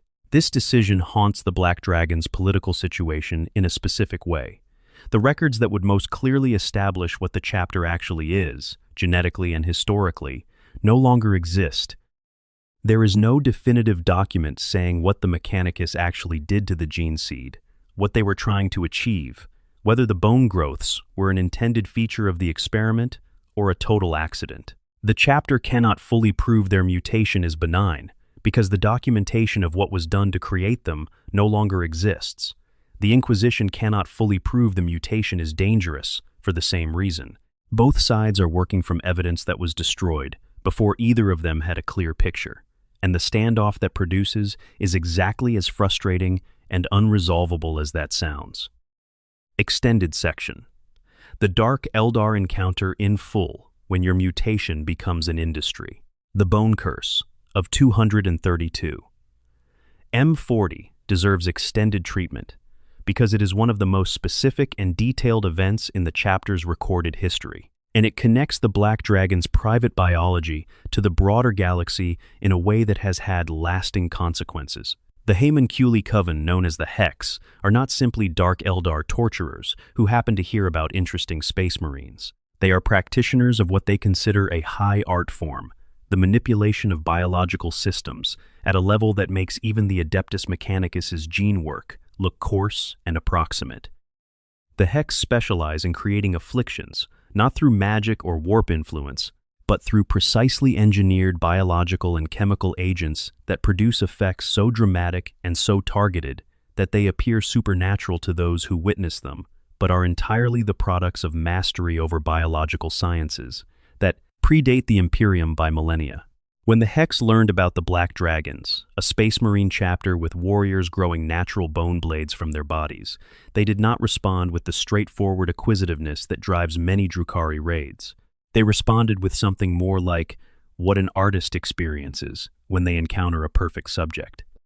Here was a biological phenomenon, bone growing from living Space Marines in configurations that served as natural weapons, driven by a specific viral mechanism in the gene seed, expressing with variations across different individuals in the same population. For a coven specializing in bone manipulation and biological cursecraft, this was not just interesting, it was potentially transformative. The partnership with Duke Sliskus was practical rather than ideological. Duke Travelieth Sliskus, known as the Serpent, is one of the most successful pirate commanders in Drukhari history. A raider of exceptional skill whose fleet resources and tactical brilliance made him the obvious choice for an operation that required defeating Space Marine warships in open space rather than the ambush and boarding action. Specialization of the Homunculi. The price Sliskus paid, several of his prize starships destroyed during the engagement, was real, which tells you how formidable the Black Dragon's resistance was, even when caught in a prepared attack. The campaign the Hex and Sliskus ran against the Black Dragons in the Denorian system was not a single engagement. It was a hit-and-run war, fought across multiple space lanes over time, with the Covenants and the pirates coordinating to force the Astartes into defensive postures that created opportunities for boarding actions. The Black Dragons were fighting to protect both their ships and whatever population or mission had drawn them to the Denorian system in the first place, which split their attention and their resources. Space Marine chapters are extraordinarily capable in boarding actions, which are their preferred close-quarters environment, but defending multiple ships simultaneously against an enemy who controls the engagement tempo is a different kind of problem. The moment when the Covenants successfully boarded the flagship and captured 12 of the most severely mutated Dragonclaws represents one of the most painful reversals in the chapter's history. These were not marginal warriors captured in a chance engagement. The lore specifically notes that the Homunculi targeted the most mutated members of the chapter, the Dragonclaws with the most dramatically developed bone growths, because these were the specimens who would yield the most useful data. 12 warriors captured alive, which in a Drukhari context is a fate considerably worse than death. The 3 years those warriors spent as subjects in the Hex's laboratories represent suffering that the lore does not describe in detail, but which the nature of Homunculi experimentation makes vivid enough. Homunculi are biological artists who consider the subject's pain not an unfortunate side effect of their work, but an integral part of it, a medium to be worked with as precisely as any chemical compound or genetic sequence. The 8 breakout attempts those 12 warriors, mounted over 3 years, speak to something important about them. They were not simply enduring. They were continuing to fight, to resist, to attempt escape, across years of continuous pain and isolation, with whatever limited resources they had access to, in whatever state the Homunculi left them after each session. This is not passive survival. This is the Black Dragon's defiance, operating at the individual level, in the most awful and direct circumstances imaginable. 8 breakout attempts in 3 years. That is roughly 1 every 4 or 5 months. Each attempt thwarted, meaning each one failed, meaning the warriors who survived were still there for the next session and the next attempt. The Hex's notes on these attempts, if any survived from Camorra and made it into any accessible archive, would be extraordinary reading. How do you contain 12 Space Marines who have bone blades growing from their arms, who are motivated not just by survival, but by the specific disciplined refusal to submit that the Black Dragon's culture instills? The answer the Hex eventually found, clearly, was adequate to the task. But it was not easy. What the Hex developed, the osteovirus isolated and refined from those warriors' genetic material, the weaponized ossifactor that eventually found its way into combat use across the galaxy, represents a kind of theft that goes beyond the physical. The Black Dragon's mutation, the specific biological mechanism that is at the heart of their identity, their culture, their most elite warriors, and their proudest traditions, was taken from them, refined into something that kills people, and sold into the arsenal of the Drukhari. Every time the ossifactor is used against an Imperial civilian, or a soldier, or anyone, the biology of those 12 Black Dragon warriors, who endured 3 years of captivity, is the mechanism behind it. What was meant to be a gift, or at minimum a defining characteristic, has been turned against the people the chapter was created to protect. This is not something the chapter can resolve or undo. The ossifactor exists. It is out there. The Hex have made their art from the Black Dragon's bones, and the consequences of that will outlast the Coven, outlast the homunculi who performed the original experiments, outlast probably even the chapter itself. The Black Dragons have pursued the Drukhari for this, as the short story The Tribute of Flesh suggests, but pursuing them does not eliminate the weapon. It does not restore what was taken. It only adds to the accounting of what the chapter is owed. The ossifactor's function is worth describing in full, because it creates a dark mirror image of the Black Dragon's own relationship with bone. The weapon fires what the Drukhari call osteocytic impulsion waves, focused energy that activates and massively accelerates the biological processes that drive bone formation. In a target without the Dragon Claw's centuries of adaptation to controlled bone growth, this acceleration is instantly catastrophic. The skeleton does not develop gradually over years in response to the mutation's careful hormonal work. It erupts. Bones lengthen and multiply, and branch in every direction in seconds. The process that the Black Dragons experience is a slow, directed, purposeful development, unleashed all at once without direction or control. The victim is torn apart from the inside, as their own skeleton becomes a weapon against them, spurs and lances of bone driving outward through muscle and skin and armor, potentially projecting far enough to impale warriors standing nearby.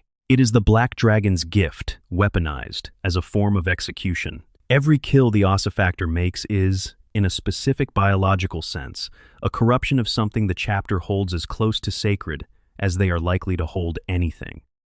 And every time that weapon is used against someone who had nothing to do with its creation, who never heard of the Black Dragons, or the Hex, or the Denorian system, it creates a small, invisible debt that the universe adds to the accounting without ceremony. The chapter's response to learning about the ossifactor is never explicitly described in the lore in terms of emotional impact, because the Black Dragons do not typically show outsiders their wounds. But the short story evidence suggests the response is what you would expect from warriors whose defining characteristic is turning their vulnerabilities into weapons. They went hunting. Not just for the Drukhari who captured their brothers, but for anyone using the ossifactor against the populations they were sworn to protect. The Tribute of Flesh is a small story, but it carries the weight of everything that circumstance implies. Extended section. Comparing the Black Dragons to other cursed founding chapters. One of the most instructive ways to understand the Black Dragons is to compare them to the other chapters of the cursed founding, because the contrast illuminates precisely what the Black Dragons have done that the others did not. The Lamenters are perhaps the most famous of the cursed founding chapters alongside the Black Dragons, and their story is in some ways the inverse of the Black Dragons. The Lamenters were created as successors to the Blood Angels, with the specific goal of removing the Blood Angels' most famous genetic flaw, the Black Rage and the Red Thirst, from their gene seed. In the short term, this appeared to work. Early Lamenters warriors did not display the murderous battle rage of their Blood Angels' cousins. They appeared to have been cured, and in return for this apparent cure, the universe gave them something almost worse. The Lamenters are cursed with misfortune, of a kind that borders on the supernatural. Every campaign they involve themselves in finds ways to go wrong that cannot be attributed to simple chance. They suffered enormous casualties during the Badab War, a conflict they joined on the losing side and for which they were subsequently punished with a 100-year penitent crusade. During that penitent crusade, they encountered Hive Fleet Kraken and were nearly annihilated. They emerged from that encounter with almost nothing left of what had once been a full chapter. Subsequent events did not spare them. And eventually, through the course of their suffering, it was established that the Lamenters had also eventually developed the Black Rage and Red Thirst, after all, meaning that the Mechanicus's cure had only delayed the inevitable, while loading the chapter with an entirely different and equally debilitating curse. The contrast with the Black Dragons is stark. The Lamenters tried to be cured. They were created in the attempt to eliminate their inheritance, rather than work with it. And the result was a chapter whose story is defined by catastrophe, misfortune, and the grinding sense that the universe is making a specific example of them. The Lamenters are warriors who cannot catch a break, whose very existence seems to attract suffering, whose attempts to be something better than their inheritance produced only a more circuitous route to the same destination. The Black Dragons tried to be themselves. They were created with a different intention, the Mechanicus trying to amplify something in the Salamander's gene seed, and the result went sideways in a different direction than intended. But rather than being the object of a cure, the Black Dragons became the practitioners of an embrace, and the result is a chapter that has survived, battered, isolated, perpetually under investigation, but standing. The Minotaurs are another cursed founding chapter whose comparison is illuminating. The Minotaurs are sometimes described as the High Lords of Terra's enforcement arm against other Space Marine chapters, willing to attack their fellow Astartes when commanded. Their mutation, if it can be called that, is more behavioral than physical, an aggressive, violence-prone psychology that borders on berserker fury in extreme circumstances. They are effective.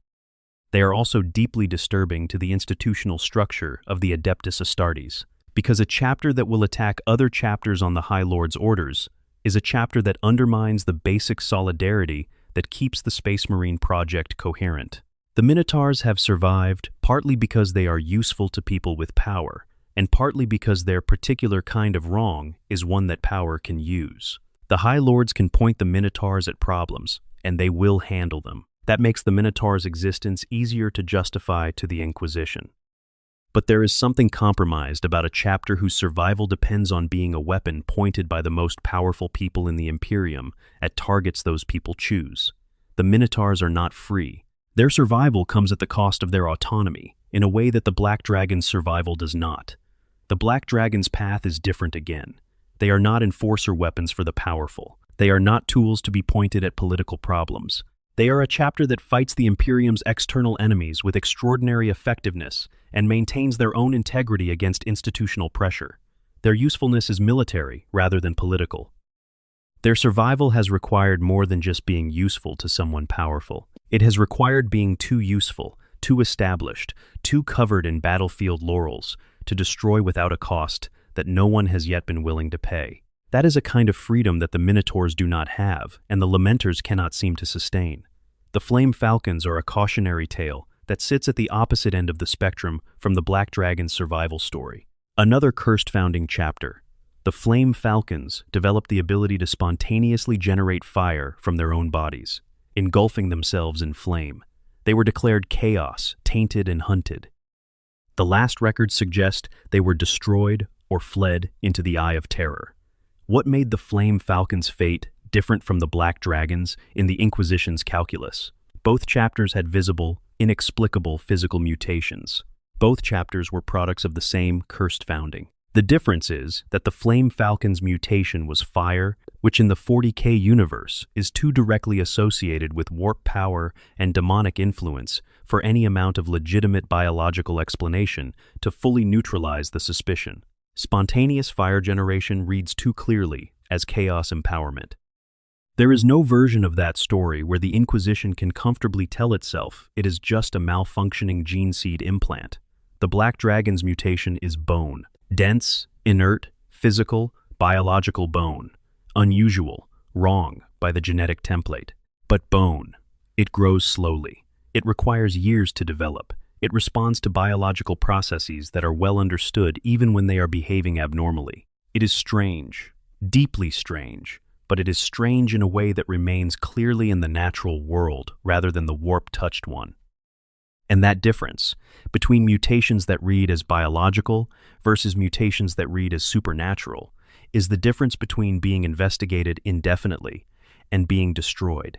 That is the Black Dragon's luck, such as it is. Their mutation is the right kind of wrong, strange enough to keep the investigations running, but mundane enough in its physical nature to keep the exterminatus orders from being issued. In the grim darkness of the far future, there are worse things to be than the right kind of wrong. Extended section.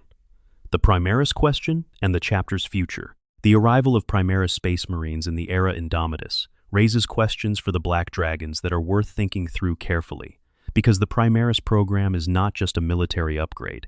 It is a genetic and cultural event, and how the Black Dragons integrate it will shape what they are going forward. Primaris Space Marines receive 3 additional gene seed implants beyond the standard 19. The sinew coils reinforce tendons and ligaments beyond what the standard Astartes musculature achieves. The Magnificat enhances all the other gene seed organs to function more effectively. And the Belisarian Furnace is a combat stimulant organ that can, under extreme stress, flood the body with emergency chemicals that give a final burst of capability when the warrior needs it most. These 3 additional implants, combined with the generally more stable gene seed derived from Belisarius Cawl's work, produce a Space Marine that is somewhat taller, somewhat more resilient, and genetically cleaner than the firstborn. Into this cleaner, more stable biological framework, the Black Dragon's Osmodula mutation has been introduced.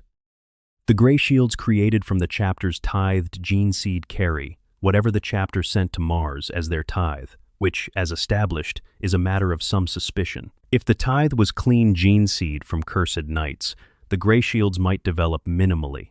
If the tithe was more representative, the Grey Shields might eventually develop bone growths of their own. The Primaris framework might amplify the mutation, producing dragon claws on the new scale that Primaris physiology implies. Or, the greater stability of the Primaris template might suppress the Osmodula's overproduction in ways that the firstborn framework never could. No one, not the chapter's apothecaries, not the Adeptus Mechanicus, not the Inquisition, knows yet. The Grey Shields were relatively recently accepted into the chapter. The mutation takes time to express. The answer to the Primaris question is being written in real time, in the bodies of those warriors. And everyone with an interest in the Black Dragon's future is watching with their own specific set of concerns and hopes about what they will find. For the chapter's culture, the more immediate question is integration. Primaris warriors come with a certain degree of conditioning from their creation in the Mechanicus's facilities, a degree of default Codex Astartes orientation that the creators intended to make them compatible with any chapter. The Black Dragon's culture is distinctly not Codex Astartes in orientation. The Bone Thrones and the Bone Prayer, and the rites of bone, fire, and claw, are not in any version of Guilliman's text. The new Primaris warriors, the Grey Shields, who arrived with the Torchbearer fleet, and the subsequent initiates produced from the chapter's own gene stock, need to be brought into something that has no template in the broader Adeptus Astartes tradition. Chaplain Derrick's role in this process is significant. The chaplain is the keeper of culture in a Space Marine chapter, the warrior whose specific function is to maintain the chapter's spiritual and cultural identity and transmit it to new members. Derrick recommending the acceptance of the Grey Shields was not simply a military assessment. It was a cultural commitment, a statement that the chapter's traditions are strong enough to absorb warriors who did not grow up in them. The Grey Shields will undergo the rites of bone, fire, and claw. They will be told the history and shown the thrones and taught the prayers, and then they will wait to see what the Osmodula does inside them. If the mutation does develop in Primaris warriors, the dragon claws of the next generation will be something new in the chapter's history. Primaris scale dragon claws, potentially large and formidable beyond what the firstborn template allowed, with the enhanced physical capability of the Primaris framework, added to the Boneblade arsenal of the Dragon Claw tradition. The battlefield implications of this are extraordinary. A Dragon Claw built on a Primaris foundation, moving with a jump pack and extending bone blades, would represent a level of close-range threat that very few enemies in the galaxy could manage. The Inquisition is presumably calculating the same thing and finding the result alarming rather than reassuring. The political dimension of the Primaris integration also has a wrinkle that favors the Black Dragons, at least in the short term. The Primaris program represents Roboute Guilliman's personal investment in the future of the Adeptus Astartes. Every chapter that receives Primaris reinforcements under the authority of the Indomitus Crusade has, in a specific and not easily dismissed way, the Primarch's implicit endorsement of its continuation. Attacking a chapter that Guilliman's own Torchbearer fleet brought reinforcements to requires making an argument that overrides the Primarch's judgment, which is a much harder case to make than attacking a chapter that has no such endorsement. This does not make the Black Dragons untouchable. Nothing makes them untouchable, but it raises the political cost of action against them at precisely the moment when that cost matters most, in the chaotic and resource-constrained environment of the Era Indomitus. Extended section. Closing reflection. The chapter that refused. In the end, the story of the Black Dragons is the story of a refusal to be ashamed, a refusal to hide, a refusal to pretend that being different from the Imperium's preferred standard means being wrong in any sense that matters, a refusal to let the institutions that consider them a problem define what they are. That refusal has cost them. It has kept them under investigation for millennia. It has cost them allies who would have been valuable.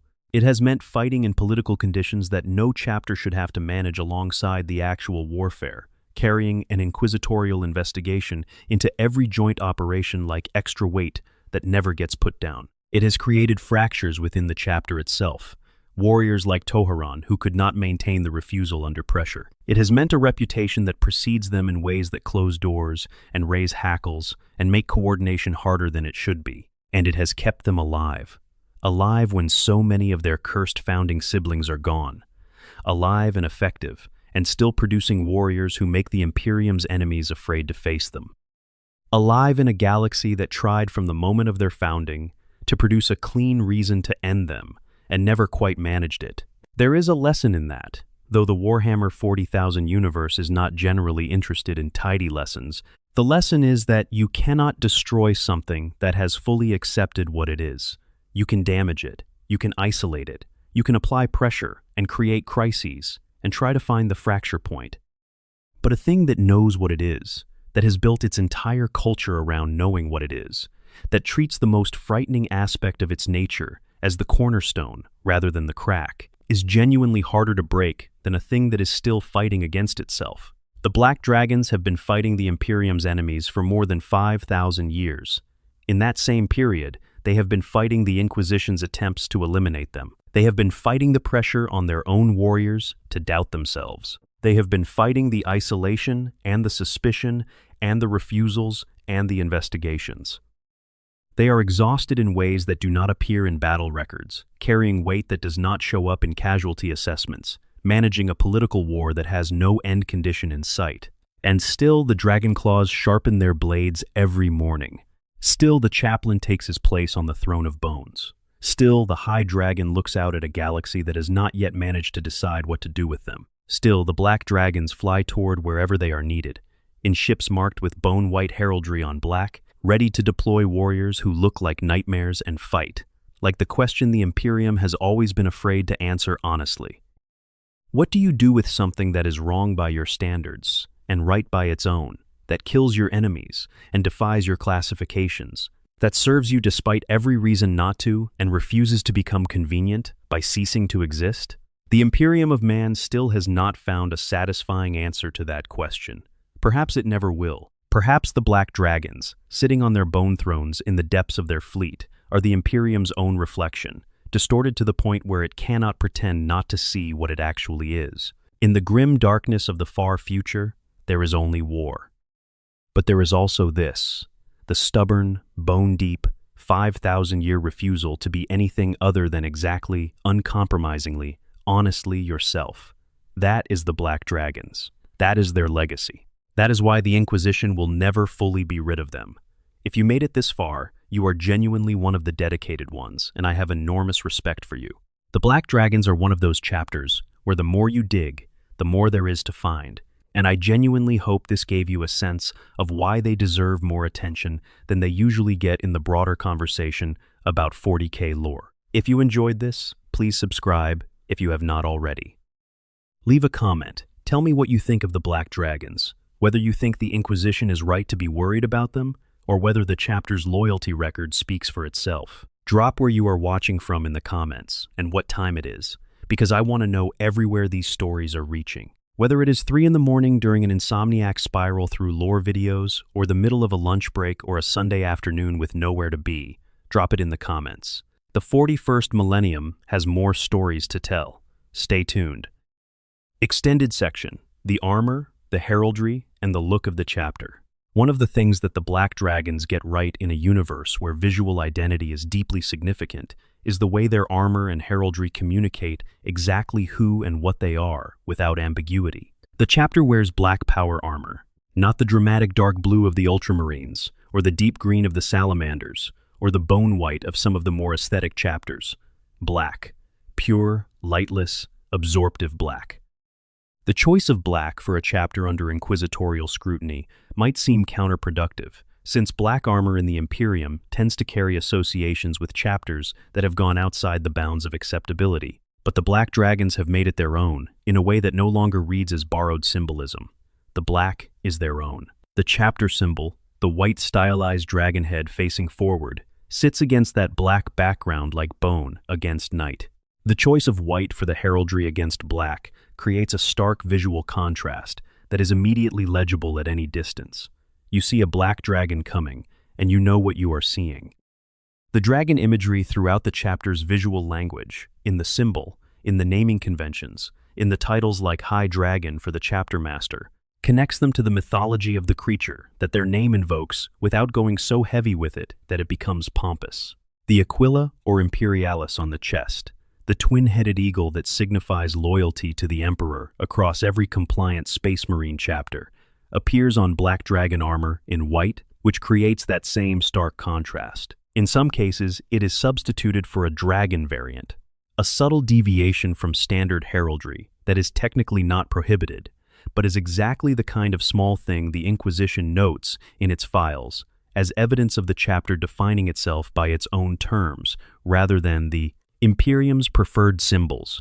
What is most striking about the visual presentation of a dragon claw is the armor modification required to accommodate the bone blades. Standard vambrace sections on power armor are rigid, sealed, designed to protect the forearm from the outside, while the ceramite does its work.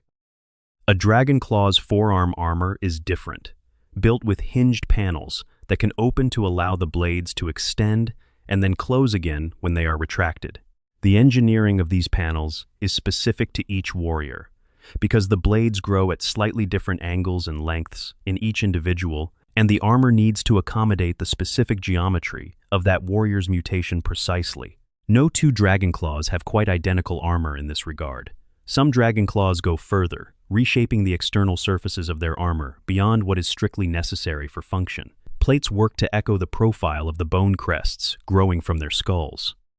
Pauldrons carved to suggest the shape of the growths. Helmets modified where the cranial mutations require it, or in some cases abandoned entirely in favor of going barefaced in battle, displaying the crests and the darkened skin and the fangs openly to whatever enemy is in front of them.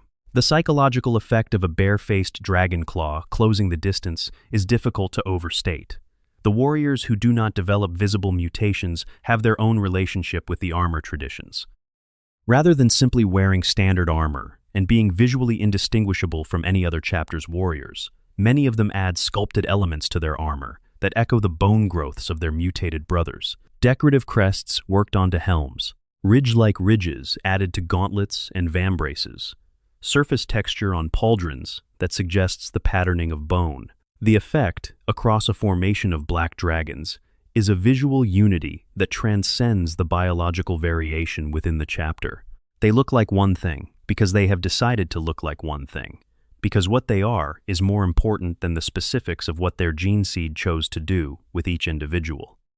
There are also the scars. Black dragon warriors, particularly the dragon claws and the more veteran members of the chapter, tend to display tattoos and scar patterns on visible skin that hint at histories that would not appear in any official record. The sources note that these markings suggest less than salubrious backgrounds for some warriors before their recruitment, which is itself interesting. A chapter operating in the political space the Black Dragons occupy is not necessarily drawing recruits from the most respectable populations. The kinds of worlds and populations that produce warriors willing to join a chapter they know is under permanent inquisitorial investigation, willing to potentially develop mutations that will mark them as aberrant for the rest of their service life, are not necessarily the most sheltered or polished populations the Imperium has to offer. The Black Dragons recruit from people who already know something about being on the wrong side of official approval. Extended section. the chapter in Battle Doctrine and Deployment. The Black Dragon's approach to warfare reflects the same philosophy that runs through everything else about them. Where they differ from orthodox Codex doctrine, they differ deliberately and in directions that emphasize what they are rather than minimizing it.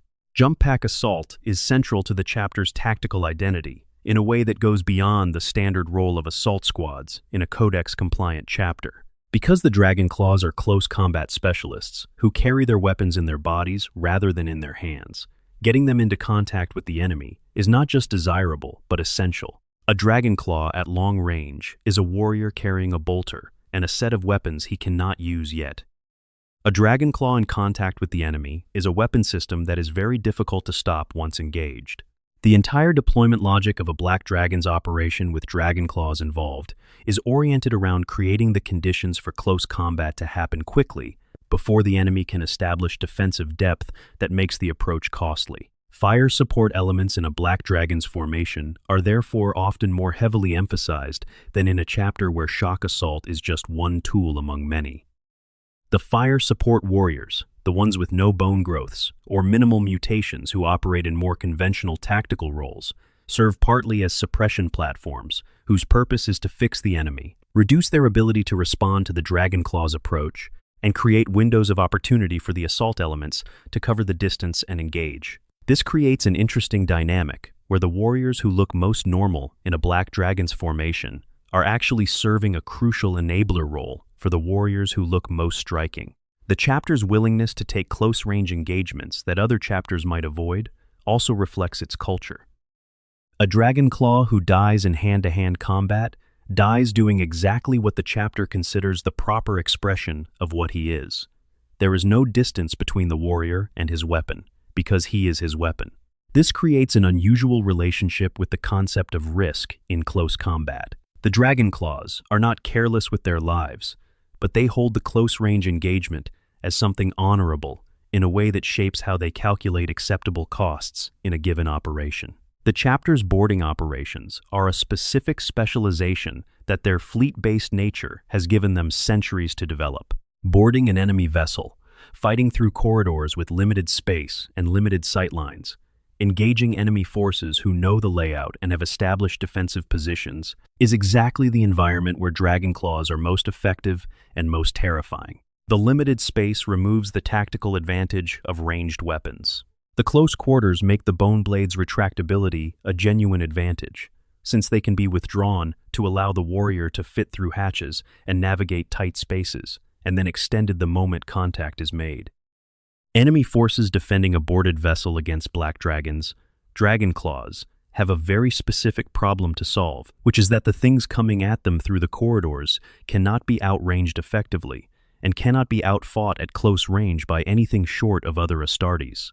Against specific enemy types, the chapter has demonstrated particular effectiveness over its documented history. Against Chaos cultists and the various human and near-human forces that Chaos marshals, the psychological component of Dragon Claw's appearance is amplified. A cultist who has been told that serving Chaos will protect them from the physical limitations of normal humanity encounters a Dragon Claw and sees something that challenges that promise in a very visceral way. The Emperor's servants, the supposed forces of sterile conformity, are things with bone erupting from their arms, and their eyes burning under cranial crests, and their black mouths open around fangs. The cognitive disruption this creates, the failure of the narrative the cultist has been given to match what they are seeing, is a weapon the Black Dragons use without ever having to consciously deploy it. Against Orc forces, the Dragon Claws engage in something that approaches the Orcs' own preferred mode of combat. The Orcs love close fighting. They love the visceral, grinding work of physical combat at its most direct. Dragon Claws fighting Orcs are not trying to overcome an enemy's reluctance to engage closely. They are fighting an enemy that also wants to be in contact, which makes the engagement ferocious and mutually committed in a way that suits the Dragon Claw's capabilities. The Black Dragon's performance at Armageddon, where 9 of their 10 companies fought through some of the fiercest Orc assault patterns ever recorded, demonstrates this alignment. Extended section. What the lore still leaves unanswered. Part of what makes the Black Dragons worth this level of attention is that the lore has not resolved them. They are not a chapter with a complete arc, a beginning and a middle, and an ending that closes off the story neatly. They are an ongoing mystery with threads that pull in multiple directions and questions that the official record has chosen not to answer definitively. The question of Zartath's ultimate fate, after his rescue from the Volgora Reef and his complicated reintegration with the chapter, is not fully resolved. He lost his rank in the time following his capture. He lost aspects of his identity. The command squad that came looking for him found a warrior who was and was not the captain they had served. What the chapter made of what came back, whether Zartath reclaimed his role or found something different in the chapter's structure, is a story the lore has gestured toward without completing. The question of what the apothecaries are actually doing when they prepare and select gene seed for the tithe is another unresolved thread. The clean results are too consistently clean to be innocent. But exactly how the chapter manages to present what it presents without being caught in the act is a mystery that the Inquisition has spent considerable resources on and not solved. The fate of the 12 dragon claws captured by the Hex in 232, M40 is never explicitly documented. 3 years of captivity, 8 breakout attempts, and then silence. Whether any of them survived the experiments, whether any were eventually recovered, whether they died in Kamara or escaped through means the lore does not describe, is unknown. Given the Drukhari's approach to their subjects, the probability is grim. But the chapter keeps no public record of these things, and what is kept privately is not accessible to anyone outside the chapter itself. The High Dragon, the current chapter master, is a deliberate mystery.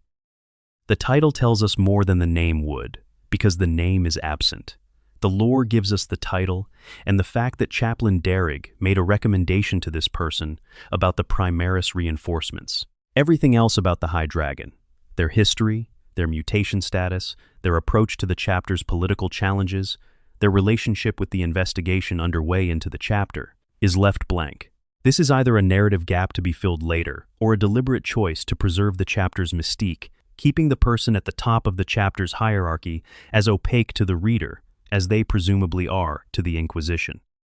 The Sons of Vulcan connection, the relationship between the Black Dragons and the Salamanders, is another thread that the lore has moved from rumor toward confirmation without quite closing the circle. The Warhammer community article confirmation, mentioned as a passing reference in an article about something else, is about as close to official acknowledgement as anything in 40K gets, without being in a codex, and even the most recent codex entry leaves them in the unknown lineage category. This deliberate maintenance of ambiguity is part of the Black Dragon's character in the official record. They are a chapter that exists in the space between things confirmed and things suspected, and the lore reflects that by refusing to nail down their story with the same clarity that chapter entries for chapters without controversy tend to receive. The question of whether any Black Dragons have ever fallen to chaos, been found genuinely corrupted rather than just biologically unusual, is touched on but not fully answered. The Toharan incident in Death of Antigonus involves a Black Dragon falling to chaos, but in circumstances engineered by an Inquisitor whose own motivations were compromised, which somewhat muddies the clean reading of that as evidence that the chapter is indeed sliding toward corruption. The chapter's overall record suggests genuine loyalty at the institutional level, but the pressures on individual warriors, the constant weight of external judgment and internal doubt, create conditions where individual failures are not impossible. The chapter has had its Toharans. It is almost certain to have more. These unanswered questions are not flaws in the lore, they are features. The Black Dragons work best as a chapter that cannot be fully pinned down, because being impossible to pin down is part of what they are and part of what has kept them alive. A chapter whose story is completely told is a chapter whose story is finished. The Black Dragon's story is not finished. And in that continuing mystery, in those unanswered questions, in the threads that stretch forward into whatever the 42nd millennium holds for them, and for all the broken, magnificent, ungovernable things that still somehow serve the Emperor in the grim darkness of the far future, the Black Dragons remain exactly what they have always been, themselves. Completely, defiantly, bone-deep themselves. Drop your thoughts below. Where are you watching from? What time is it where you are sitting right now? And most importantly, what do you make of the Black Dragons? Are they the Inquisition's worst nightmare? A chapter that proves you cannot police loyalty through genetics? Or is there something the Inquisition is right to be afraid of? Some slow drift that the chapter's pride is preventing it from seeing? I want to know what you think. Subscribe if you have not already, and I will see you in the next one.